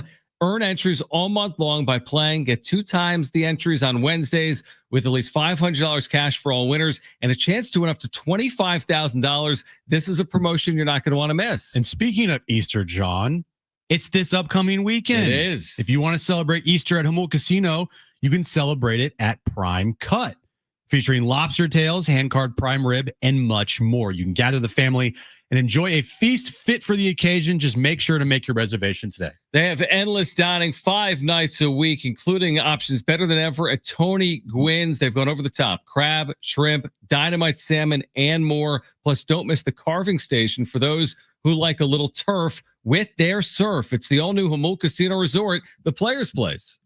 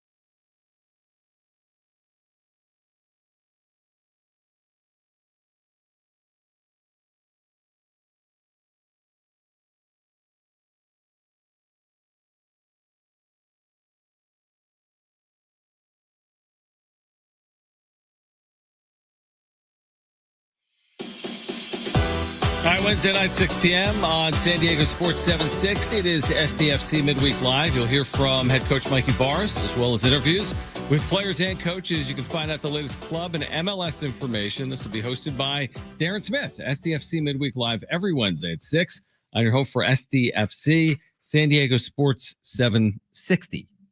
Programming announcement. Ooh. Is it new for me? No. Okay. Adrian Garcia Marquez, the voice of SDFC, will be joining us on Thursday afternoon. Don't leave your car. Ever. Oh, is this Thursday? This is Monday, so 3 days from now. What time?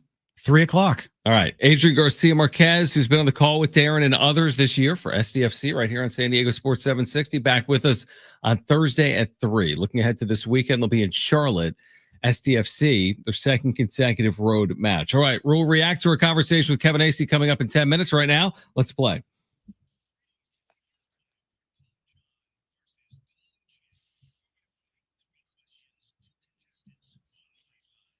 All right, 3 questions, 2 contestants, 1 lifeline. Today's 2 contestants, we have Rich and Travis. Rich, you called in first, so you have your choice of John or Jim. Who do you want to go with? I'll go John. All right, so Rich and John. Rich and John. Travis, you get Jim, okay? Okay. All right, perfect. Brent, what is the question of the day? All right, earlier in the show, we talked a little bit about top selling NBA jerseys. Today's question, I hope you're paying attention.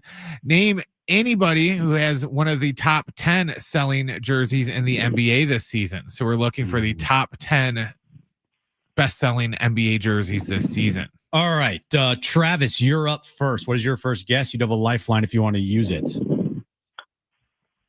I'll go with Luka Doncic. Luka Doncic. Good on guess. the list. He's number 1. Good job. Rich, you're up next. What is your first guess? You'd have a lifeline if you want to use it. I'll go LeBron James. LeBron James. All right. Good guess. Travis, you're next up. What's your second guess? You'd have a lifeline if you want to use it.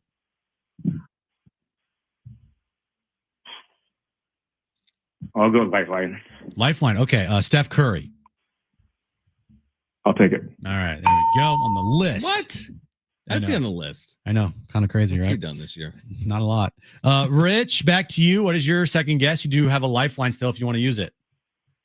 First I'll try Tatum, Jason Tatum. Jason Tatum. Coming off a title. Oh, on the list. There we go. All right, Travis. This is all up to you, man. Your third and final guess. You don't have a lifeline, so what do you got? Right. Oh boy. I'll go Anthony Davis. Anthony Davis. Oh, man. That means Rich could walk off here with the correct answer, and he still has his lifeline. What are you going to do, Rich? I think I'll take the lifeline. All right, John, what do you got?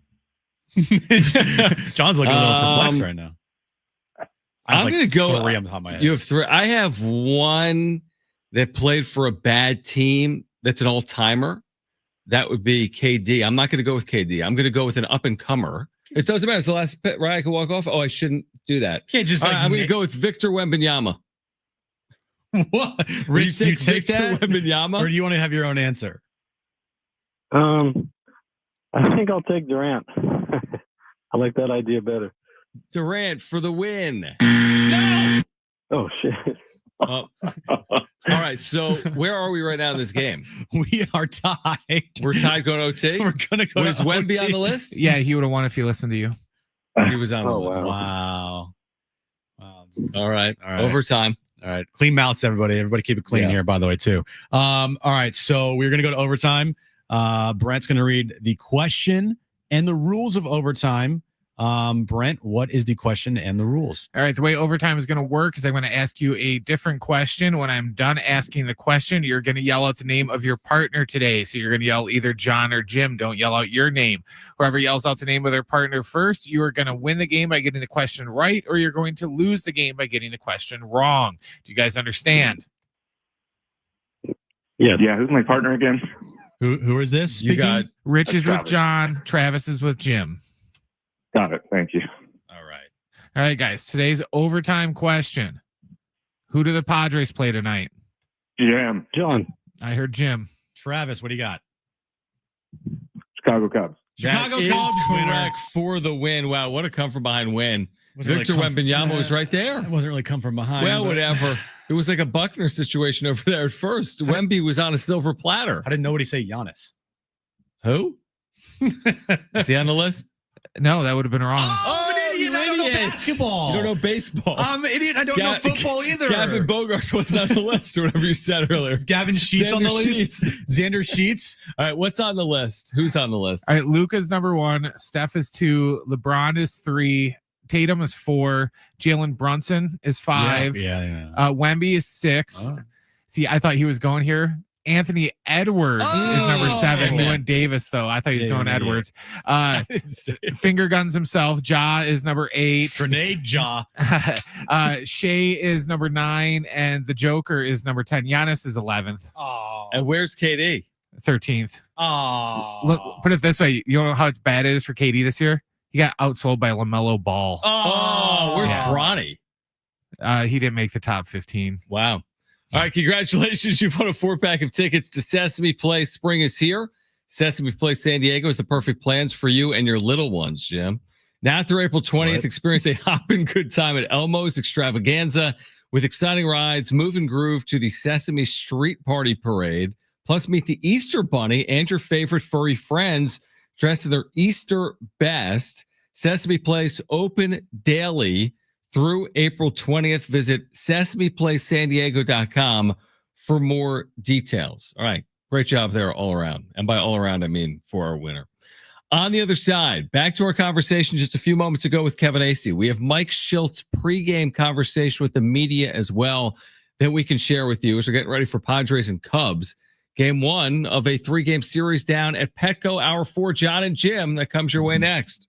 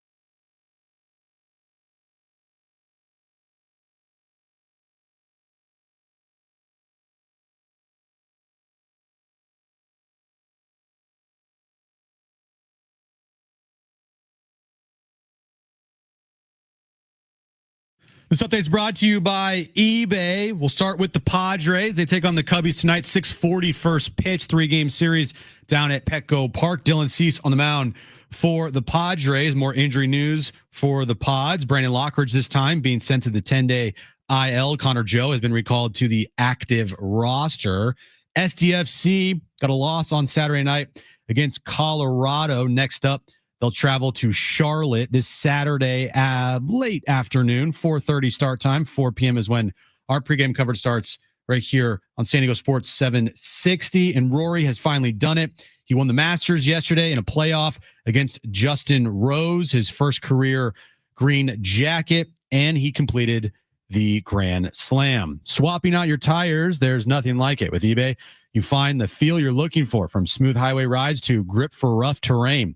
Get all the tires you need at prices you'll love. eBay, things people love. It's John and Jim to warm up that drive home. The winning continues, Jim, but so do the injuries. With now Lockridge and Merrill and Cronenworth and Darvish all sitting on the IL at the same time, just 2.5 weeks into the season. It's the next man up mentality with this team. It's just going to have to be like that until, these guys come back from injury. And I think they have enough to overcome it in the short term. Now, time for John and Jim. All right, San Diego and Southern California, what's going on? This is the final hour of John and Jim. I know it's hard to believe. We're here until 6. Jim's back page is ahead. We'll hear from Mike Schilt pregame. He, like I, wasn't fully aware of today's earthquake. Like, I didn't even feel it. If there wouldn't have been social media, I wouldn't even have known it existed today. Somehow, I don't know what happened. I'm oblivious to things, though. You know me. I'm reading about Pac-12 media deals and like Ken Pom and transfer portal. I don't have time for earthquakes. Yeah, of course, when there is something like an earthquake or anything, what is the first thing that majority of people do? They go to Twitter and say earthquake. Correct. And they put a meme up. Yeah, I was just waiting. Because there were like 10 people that did it. I'm like, Jim will have to weigh in. Unless Jim has perished from the earthquake, if the house fell on him, that's the only scenario. Either no internet, you didn't pay your phone bill, or you're dead. Right. Otherwise, you were sending out a meme. Right. I saw something on TikTok over the weekend. I always find these to be funny. You've seen them before. TikToks? Like, what would you do in this situation? And it shows like a giant meteor coming crashing onto Earth. It's like, well, one, I die, but 2, I would make sure to tweet about it before I died. I'm not even concerned about that because I just don't want to know. Yeah, but if you see a giant meteor coming down, you don't see them. How often do we look up? We're at work right now. That's true. You know what I mean? If it hit us right now, what are you gonna do? You're gonna be dead. We're gonna die. Exactly. I won't have time to tweet about it, which will disappoint me. I really would. I couldn't get that GIF out before I died. Because the meteor. Let's hear from Mike Schilt, who spoke with the media before tonight's game, which is coming up at 6:40, game 1 against the Cubs. The conversation actually starts with today's earthquake in San Diego. Take a listen. I got to embarrassingly admit I wasn't aware that was an earthquake.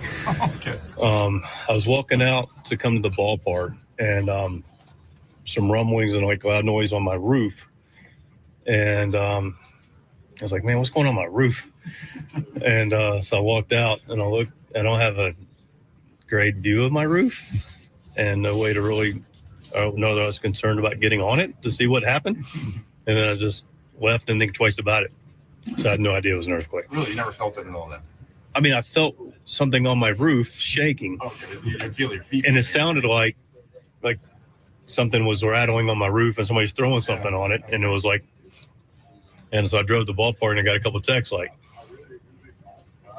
you okay in that earthquake? I'm like, I don't know what you're talking about. I'm from North Carolina, man, so I wasn't really aware of it. I'm being very vulnerable with you, Scam, but you asked me a question. You asked me a question, and I'm never going to lie to anybody, which can get me in trouble. But anyway, I'm just glad everybody's okay. But I wasn't aware. Yeah. So some of the guys on the group chat, were anybody really concerned about it or first experience with it, like yourself? I don't get in the group chat with about it, but I'll let somebody else talk about it. Okay. I don't know what to tell you. Can we talk about your roster? Connor Joe's here. Yeah, Connor's here. we're excited about Connor being here. Much like Gonzo and Wadey, tough conversation with Connor at the end of spring training.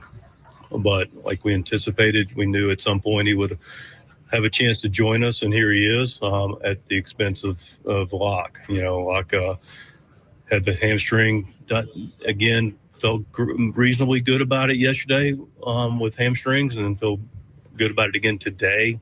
And then it's a very mild initial diagnosis, but with hamstrings, anytime it happens, then you can pretty much guarantee an IL. So welcome Connor back. Yeah, he's pretty versatile. Do you have any idea where he might be fitting in at this point? He is versatile. I think the games will tell us. We've got righty on the mound today, so we've got a lineup that represents that, but he could show up. We do have a fair amount of first basemen, but he could play some first base if necessary. He could play left field, and he's played a little bit of center field just to have a look, in AAA, but I think you're probably looking at more of left field or first base and, pinch hit DH. Dylan coming off a non-Dylan-like outing, how much are you looking forward to seeing him rebound and being the Dylan Cease we're used to seeing? Yeah, I'm excited to watch Dylan pitch, man. He's going to be great tonight. They've got a pretty disciplined lineup, it seems like. At least that's what it looked like in Chicago. Does that change the game plan at all from a pitching perspective in terms of how you might attack hitters versus other teams that might be more aggressive? I hope not. I think the reason word attack, throwing strikes is important against any hitters.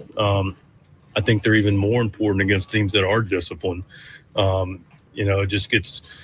It shows your ability to be aggressive in the strike zone on teams that aren't going to chase about how consistent you are in the strike zone. So it's just a matter of which we do. We got really talented pitchers, clearly. And now it's a matter of trusting our stuff and going and getting those outs in the strike zone, which we will. Mike, obviously Tyler has a lot of center field experience. You mentioned Connor has played there a little bit. Who else could be in the mix for center field starting with the two guys on nine? I think Tyler's got the most experience on the club. Jason Hayward's played center field, so that's a possibility. And then we'll take it from there. Fernando said he's very happy in right field. Hasn't had any discussions about who he's in there. He doesn't look very good there. Is that where he's staying? He looks really good in right field. He's a platinum Gold Glover. I feel like we've got a significant strength there. Let's keep it a strength. Anything else, guys? Thanks, Mike. Thanks, Mike. Mike Schilt with the media this afternoon talking about the earthquake on top of his house. That's how good it's going for the North Padres. Carolina. Is we care more about the earthquake On top of than the team. An earthquake on top of his house. I That's love the fun. way that would have been me. Yeah. Same thing. I'd be like, "Oh, the world moved." Huh, interesting. Interesting. We're always moving, John. Arguably. If the Earth, I'm looking around right now. If the Earth stopped for a millisecond, we'd be fine. Okay, trust me. Trust you. Okay. Listen to this from Dylan Cease this afternoon about, we know he's clean shaven now after the 9 runs allowed against Sacramento or whatever. Shave it all off, buddy. He said, I just knew I wanted to go clean shaven at some point, so just found it a good time to do it. But he then said this, subject to change, might have a mustache at some point. We'll see. But I don't have any plans. But he did say after that outing, it was a good time to shave. Also, after seeing Dylan Cease clean shaven, probably want to grow back that beard a little You bit. think? I prefer the clean shaven look. I think he looks 80 with the beard. Yeah, no, he looks better with the beard. That fluffy big beard, or Not would you prefer that it's beard. more manicured? I prefer the mustache. Okay. I think you might get it this year. I think the Dylan Cease with a mustache is his best look. But what if he goes out tonight and shoves? Then you 8 are- innings, 2 hits, 1 run. Well, then you're clean shaven until proven otherwise. I agree. Or he could just continue to not shave because he shaved away all the bad juju, and what's growing on his face now is new good juju. Yeah, but it's like not the postseason. Like I get it if it's October or if it's like hockey. Like it's a long year. I really wanted to see that whole beard just grow out the entire season. You want to see like ZZ Top by the end of the year? Yeah, I wanted to see like he basically looks like Forrest Gump. How about this? This is the quote from Cease. You can't shave if you're on a good stretch. So to your point, maybe if he starts a good stretch right now, he won't be shaving. 100%. Yeah. But I do I think he needs to have that beard. You want the beard. What are his career numbers on days of earthquakes? Do you have that in front of you? Ooh, good question. Has he thrown it well in the immediate aftermath of earthquakes in the cities in which he's pitching? Do you have that readily available? I'm going to look in the Padres game notes today and see if that is anywhere in the game notes. Oh, it's not in there. I mean, it's funny. The Padres game notes, there's always some kind of like funny, quirky. Is there? Sometimes, yeah. For example? Well, I don't have. I mean, any example? No? Because I don't think of them as known for doing anything quirky in their game notes. All right, let me look at the game notes. No, please don't. Hold on. There was. I'm not going to read off the game notes. Yeah. What I meant to say was the Padres come up with funny like headlines. Oh, I got you. Yeah. Keeping the house clean. Yeah, definitely. There's no place like home. The leading man, arise and shine, mess with the bull, pen. I like that. Yeah. Get the horns, like those types of things. No, I get it. And then of course, they have all the stats here and everything.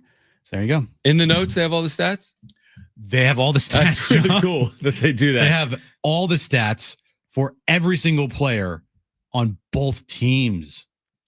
Padres, by the way, tonight face a righty in the veteran Tyon, whatever his name is. Jamison Tyon is what I say. I think some people say Talon. Tomorrow they will face a lefty in Shota Imanaga. That'll be Tuesday. And then on Wednesday, they'll face another lefty. This has been discussed, what the lineup is going to look like against left-handed pitching. It feels like it's more established against right-handed pitching so far this year. It hasn't really mattered. They're 13-3 overall. I think in the immediate short term, it's less about left and right and more about who's available, because you got real injuries with Merrill, Cronenworth, now the backup center fielder, and Brandon Lockridge. It's just like, I think Kevin said it with us maybe 30 minutes ago. Just kind of get through it in the short term. Maybe a sacrifice offense for defense a little bit because you don't have as many options as you would have when you have Jackson Merrill. But hopefully they get Merrill back. He says Merrill hasn't even started really working out again coming off that hamstring. I didn't like that. Yeah, he said he hasn't been running. That would tell me he's not coming back Friday. Yeah, maybe I'm wrong. I mean, you got 3 or 4 days, so maybe there's enough time, but that doesn't seem like a lot of time to fully ramp up to be back out there. Plus, it's a long year. Plus, he's young. You don't have to force anything. Maybe you give him another series. So I'm just looking through their game notes here, and I saw this name, and it just brought me back. Yeah. Did you know, John, the last Padre to throw a 9-inning shutout at home and face 2 or fewer batters above the minimum? Can you name that pitcher? All right. So at home, a shutout, 2 or fewer batters above the minimum would be what year? Can you give me a year? 2014. 2014 versus the Phillies. Who? Andrew Kashner. Yeah, I never would have guessed that in a million years. That is a name where I'm like, whoa. So that is unbelievable. Yep. It's been that long, but that is a dominant performance. That's what King did yesterday. I mean, to face 29 batters. So there will be no poo-pooing of what Michael King did yesterday, even though it was against the Rockies. Yeah, they're in the major leagues, right? He didn't do it against like some college softball team. No. Yeah, no. Because if it was a bunch of me and yous out there, then yeah, it's just whatever. But come on. Yes. Yeah, or like a church league softball team is what I meant. Yeah. Also, I like this too. Listen to these rankings as far as the Padres pitching staff goes. Ready? Shutouts first with 6. Opponent slugging percentage first 282. Opponent average 181 first. Opponent OPS first 551. ERA second 268. Opponent's on base percentage second 269. Team whip second 1.04. Is that good? What are you saying? I'm saying it's good, John. What point are you trying to make with all these good stats? Their pitching staff has been incredible. It has been unbelievable. We'll see if it continues tonight against the Chicago Cubs. All right, more on the health of the Padres on the other side, on Rory's masterpiece this past weekend. Oh, okay, Jim Nance. On SDFC falling in Colorado as well. We are here until 6 p.m. It's John and Jim.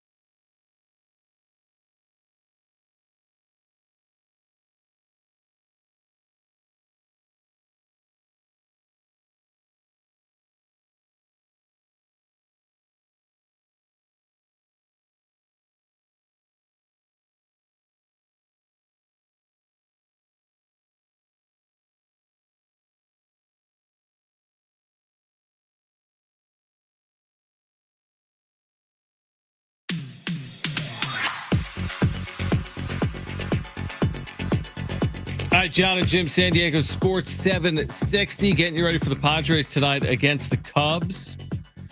Down at Petco, game 1 of a 3-game series. Jim's back page coming up later this hour. We've been reacting to the Padres over the weekend, to Rory's masterpiece, the way it finished up at Augusta, to SDFC. There's also breaking news out of the WNBA tonight. Their draft page backers, the UConn star who just won a national championship, a week ago? If that, was selected number 1 overall. Will go to Dallas in the WNBA. She'll be traded to the LA Sparks in about 4 years. Why? Just to go to like the biggest team, you're saying? Because she was drafted by Dallas. Oh, I get it. You get it? But I'm bummed. Did you get that? I made. She could be traded for AD. I made the joke. So you got it? Yeah, I got it. You didn't get it. Thanks. Thanks for laughing. I definitely did not get it. I know. Okay, so yesterday was one of those just really great sports days. If you're a local, Padres fan, you've got a team that's 13-3, 10-0 at home. If you're just a sports fan in general or a golf fan, you have everything that was playing out. It's Sunday of the Masters is always special, but then it culminates the way it did with a playoff and Rory completing a career Grand Slam. I thought it was an unbelievable sports day in general. Watching the Padres get to 10-0, watching the Masters play out. You were down at Petco. That is a day you're going to remember. With the Masters Sunday finishing the way it did in a playoff with the sun setting, with Rory completing a career Grand Slam, that's one for the memory books. Yeah, there's a lot going on yesterday. You had Warriors Clippers in a really good game, by the way. Like objectively speaking, overtime, loser has to go to the play-in, winner gets, into the top 6 seed. I think that's how it was. Yeah, if the Warriors won, they wouldn't be in the play-in. Right. The Clippers be in the play-in? Or no, another team would have been. I don't know the answer to that. Timberwolves would have been in the play-in instead. All Clippers would have been, I think, the 5 seed. Denver was going to be a 4. Anyway, you had that game going on. You had one of the most captivating Sundays at the Masters ever. Padres baseball going on.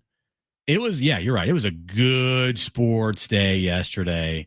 There was a lot happening. I remember I turned to Aaron during the game because I'm watching the Padres game. I got the Masters on my phone, and then I'm switching back to the Warriors game. Mm-hmm. I looked there and I go, there is so much happening right now. There is just so much happening, and I love it. I thought there was so much happening just in the Masters. Oh, that too. There was a point at the turn, or maybe even through 10, he had a 5-stroke lead. He being Rory, a 5-stroke lead with 8 holes to play or 7 holes to play. Then he was trailing at one point on the back 9. The twists and turns on Sunday, which happens obviously in a major, you'll see that.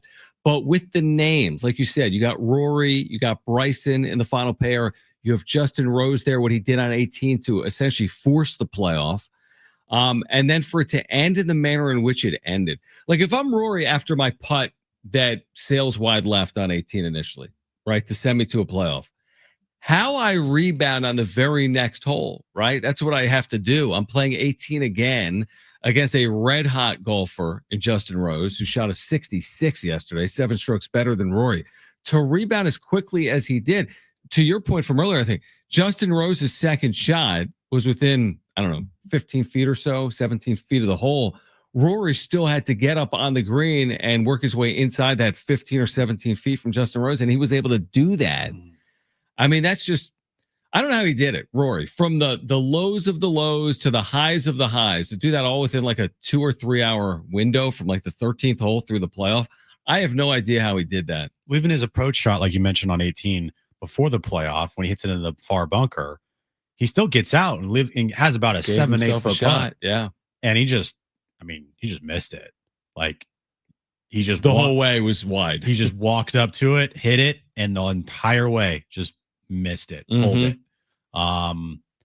And as that happened, I thought to myself, there's no way he's going to recover from this. That's what I thought. And there's no way he's going to win this over Justin, who was surging. He made some huge putts yesterday. Shoot a 66. I think it was the low round of the day. It was incredible.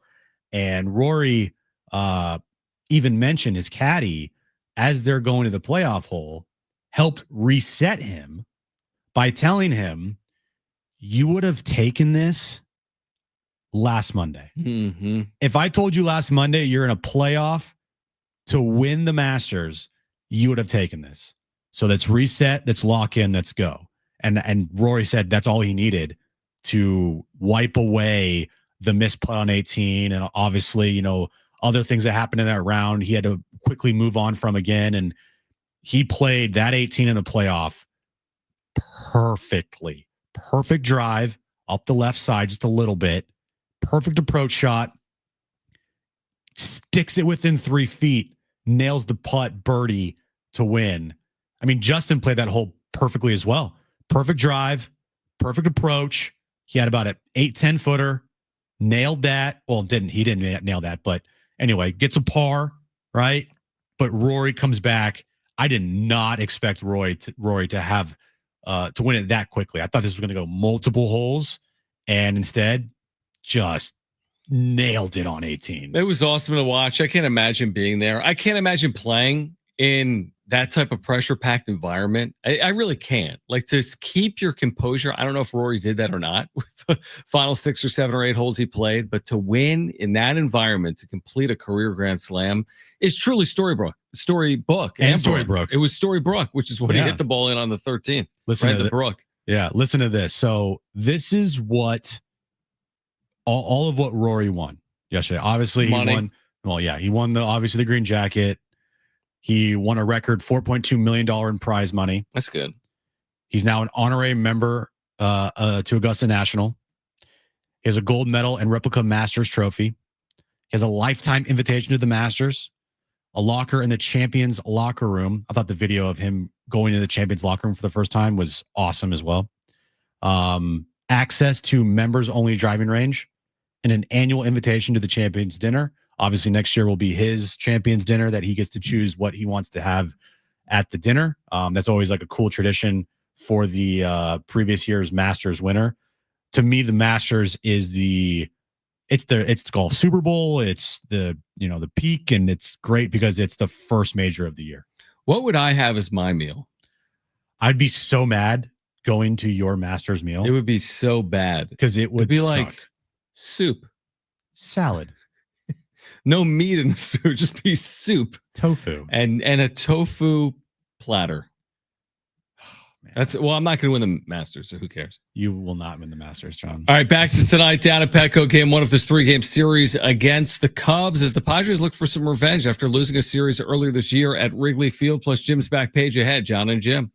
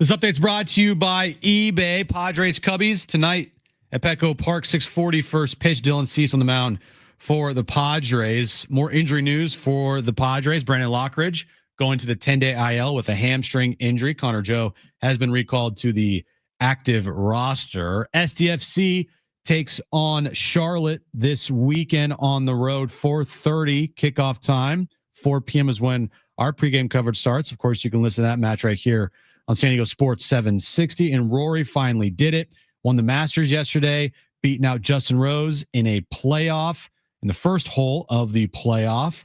He has now completed the Grand Slam, just the 6th golfer in the history of the sport to do so. Swapping out your tires, there's nothing like it. With eBay, you find the feel you're looking for, from smooth highway rides to grip for rough terrain. Get all the tires you need at prices you'll love. eBay, things people love.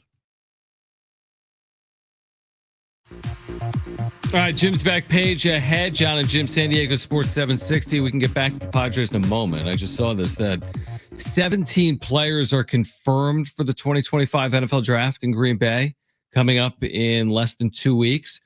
But not among them would be Shedeur Sanders.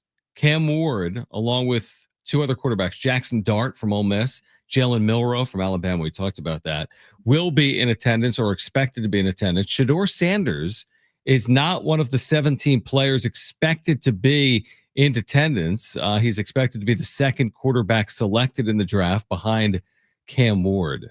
Does that surprise you that Shedeur Sanders will not be in attendance when he could be, a top 2 pick a week from Thursday night? No, it doesn't surprise me at all, because maybe he wants to spend it like with the group that you can't all bring to the NFL draft. That's definitely a possibility, yeah. And also, I don't think this is going to happen. It shouldn't happen. He should be picked in the top 3. But if he did fall, oh my gosh, the attention on him, yeah. And even if he fell out of the top 10, he's going to just have a camera in his face the entire time. You're right. I don't know, man.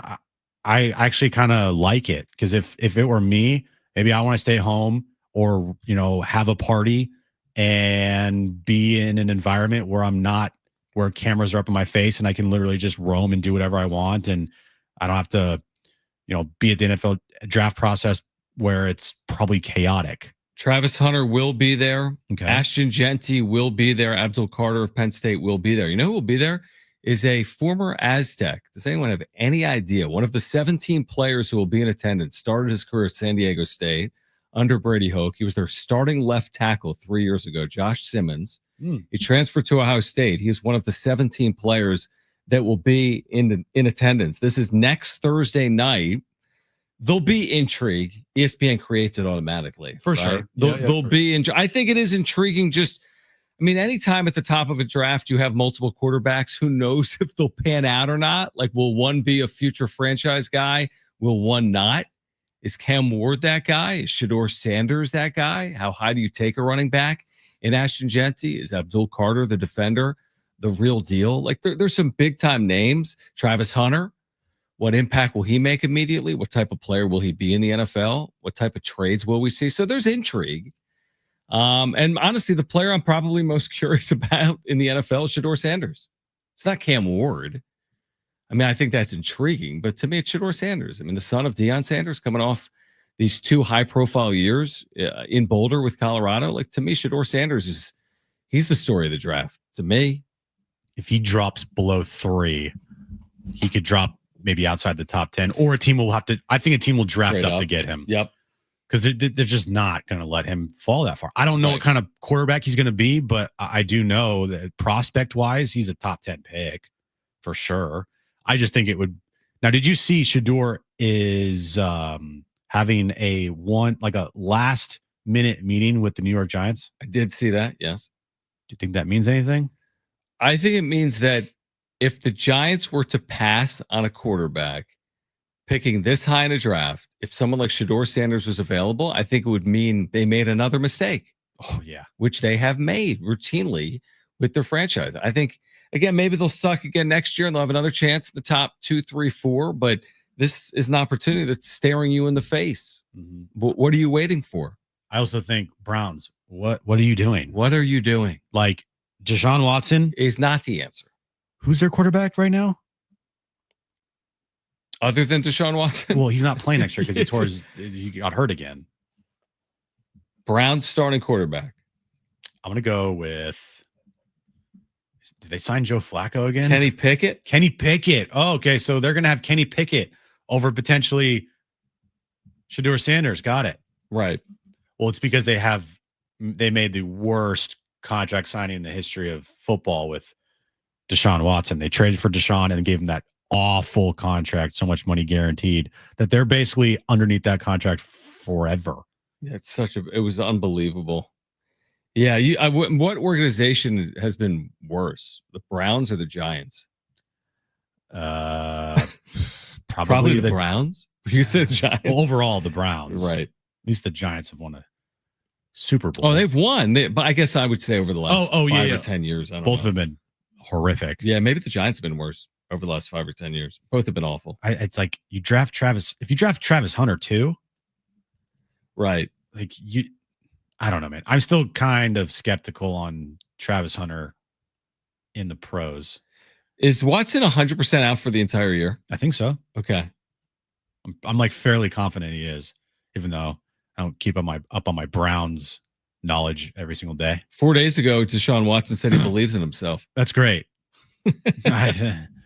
Yeah. Anyway, NFL draft 10 days away. It's coming. It'll be interesting to see again Cam Ward, Shedeur Sanders, Ashton Genty, Abdul Carter, and others. And again, that's a week from Thursday night. Tonight, in an hour down at Petco Park, the Padres will try for an improbable 11-0 start to their home schedule when they open up a series against the Chicago Cubs. Cubs played well this past week at Dodger Stadium. Cubs played well against the Padres during their home opening series. They took 2 out of 3 games from San Diego.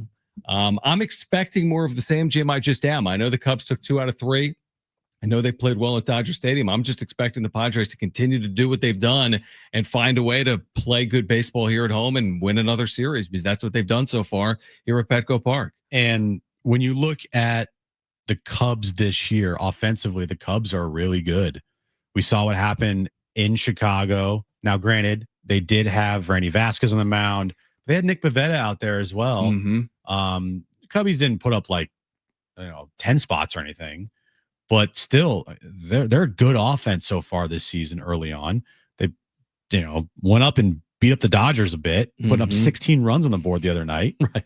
So the numbers I read off earlier this hour with the Padres pitching staff, one of the best pitching staffs, if not the best pitching staff in baseball, going up against one of the better offensives in baseball to start the season at Petco Park. That's going to be fun to watch because you got Dylan Cease tonight, you got Randy Vasquez tomorrow, and you got Nick Pivetta if everything lines up right here on Wednesday afternoon. Yeah, to your point on the Cubs, offensively, I mean, they have really hit for power. Kyle Tucker is a legitimate hitter in the middle of their lineup. Carson Kelly, their catcher, has been unbelievable to start the year. Seiya Suzuki has had a good start to his year as well. So they have had power in their lineup. That'll be interesting to see how it plays out. When I think about the Padres here, 16 games in, I'm not overwhelmed by their power numbers, but they've won their way, right? By running, clutch hitting, big innings. They had another big inning yesterday, 4 runs. I think they all scored with 2 outs, didn't they, yesterday in the first inning?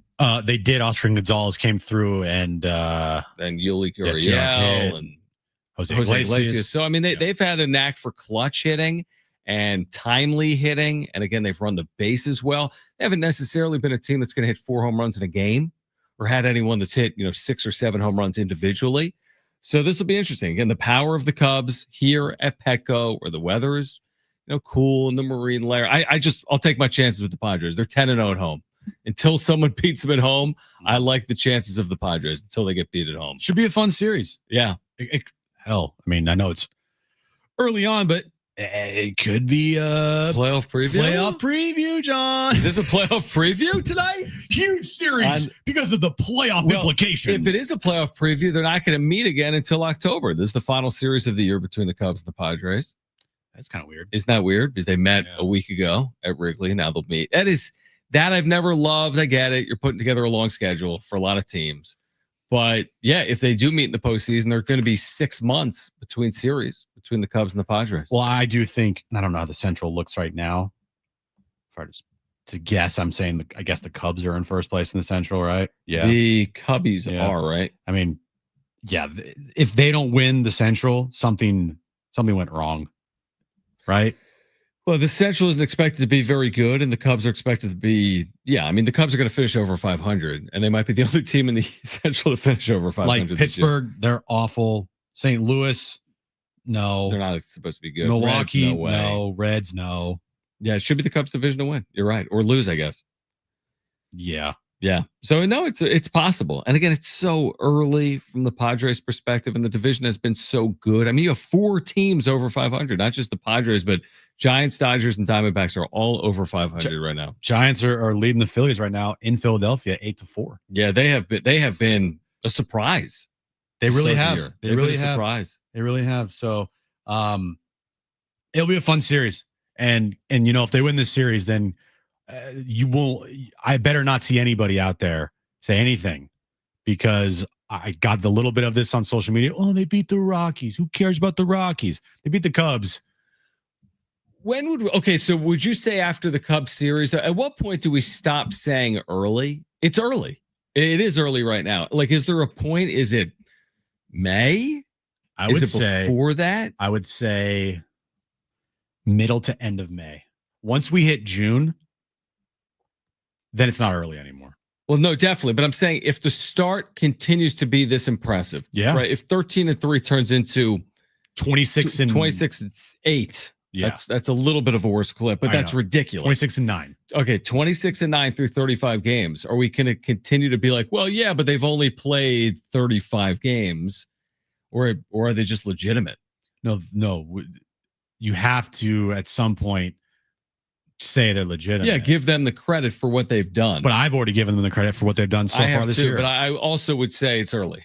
Yeah, you both can be true. I know. At some point, I'm just going to stop saying it's early. If, to your point, if they're 26-9 after 35 games, that to me is not a mirage. That's real. 35 games playing baseball like that, I got to do it. Right. That to me would be real and ridiculously impressive if they can get there. And we're potentially sitting on something special here in San Diego. So that's why I started the show today by saying, enjoy this. Try not to look too far ahead. Try not to be that person that goes, well, if they don't win the World Series now, I'm going to be disappointed. We'll get there. Okay.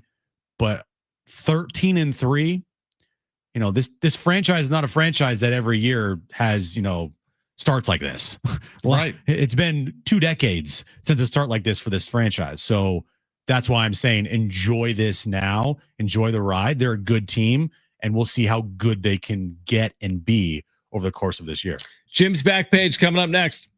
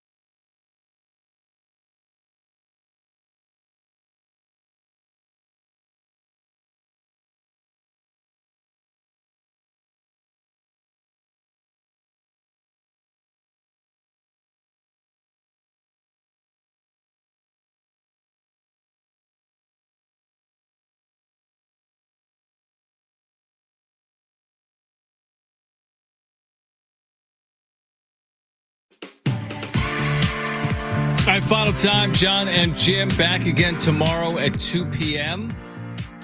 Here all week, in fact. So join us tomorrow, coming up 2 p.m. right here on San Diego Sports 760. Join us tonight for a wrap-up show as well on YouTube following game one of this Padres Cubs series. Right now, let's get to this.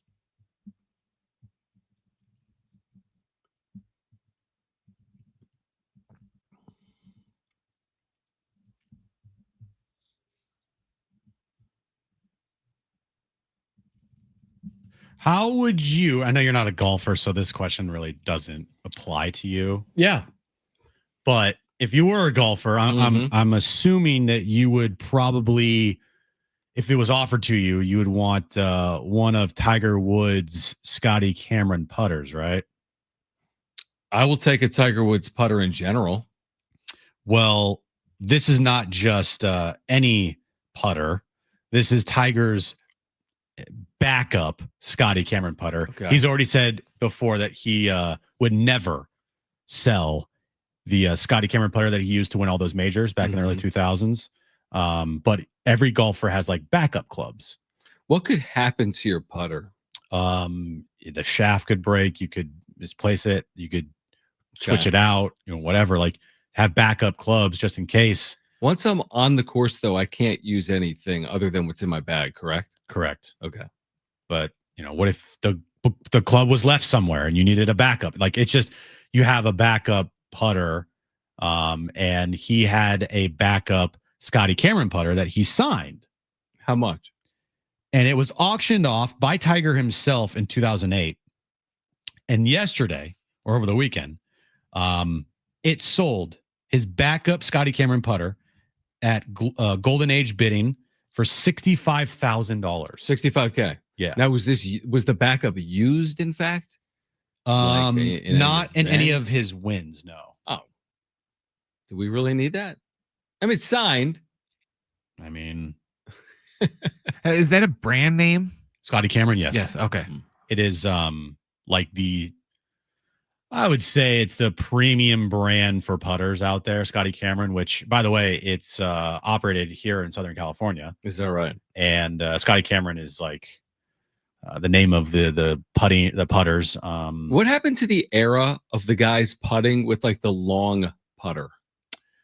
I believe that is it's against the rules now to have those long putters against your chests. Yeah. Remember that? Oh, yeah, I remember that. And now they're just gone. So that was cheating? Or maybe easier? Well, I don't know if it was cheating. Was it easier? I don't know. I never did it. Okay. But all right, what else you got? It's a crumble week, John. It's Monday. Crumble, yes. Here are the crumble cookies and desserts of the week. A couple new items here. Okay. Carrot cake. It's the dessert of the month. I like carrot cake. So do I. Yeah, okay. Some We all carrot like carrot cake. cake. All right. I'd be curious to see the calories on this bad boy. Minimum 1,200. Right. It's not like 110. Minimum 1,200. Right. Strawberry tres leches cake. Interesting. And a chocolate cupcake cookie. Wow. Other cookies are a lemon glaze cookie. Mm-hmm. It's looks very good. A spring M&M's cookie with Easter colored M&M cookies or Easter color M&M's inside the cookie. Oh wow. A candy egg brownie cookie with candy eggs, Easter colors in the cookie. Come on. And then a milk chocolate chip cookie. They all sound good. Look at these things. These are, amazing. Those M&M cookies with like the pastel colors for Easter. Look Yeah. The candy egg brownie cookie. You can't go wrong with a pastel color.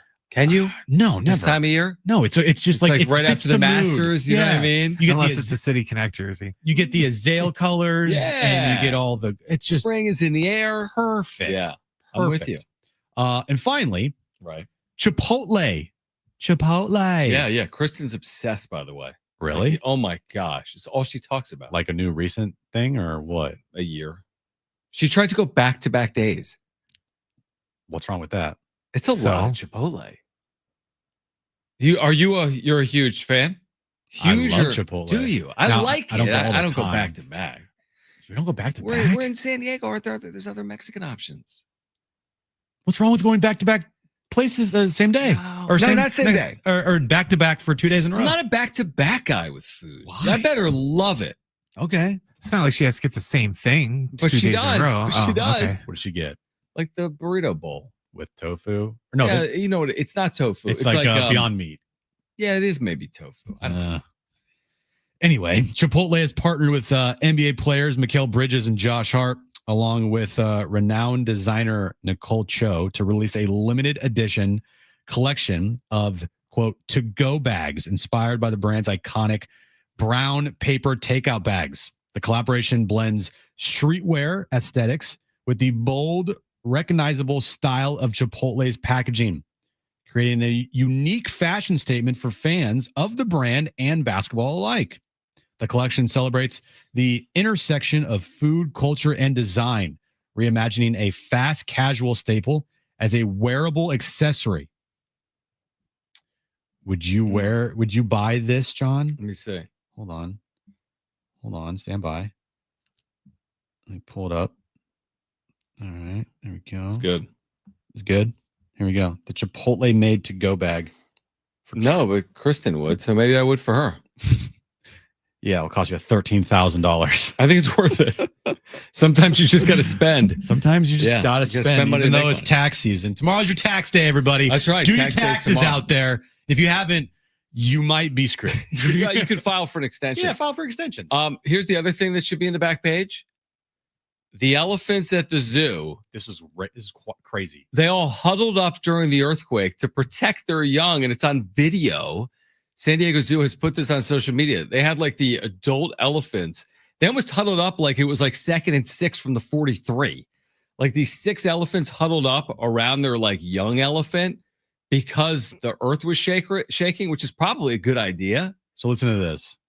Elephants have the unique ability to feel sounds through their feet, and they formed a, quote, alert circle during the 5.2 magnitude earthquake today. They also just released a couple hours ago that they are back on their regular routine. Good. I hope so. Because imagine how they can't sleep because of this. Alert circles. We had a person on, I was on the board on Kogo this morning when everything happened, and we had a guest on that said that certain animals can sense stuff like that, because we're taking calls and with people's like reaction from all over the county, and one lady is like, yeah, all of a sudden my dog just started going crazy, and then 30 seconds later, then the earthquake hit, and they said that cats and certain dogs stuff, they can tell when that stuff's going to happen like minutes before. Bentley did not know beforehand, but when the earthquake was happening, he got very alert. And then when I went to the other room, he hid under the bed. I felt so bad. Peanut didn't even wake up. Here's the thing. When you get home, tell Bentley everything's fine. I will. Yeah. Show him the news. Everything's fine, Bentley. Yeah, it could have been worse. We will rebuild. Exactly. All right, back tomorrow, too, for Brent and Jim. I'm John. Keep it here, San Diego Sports, 760. Okay. Bye.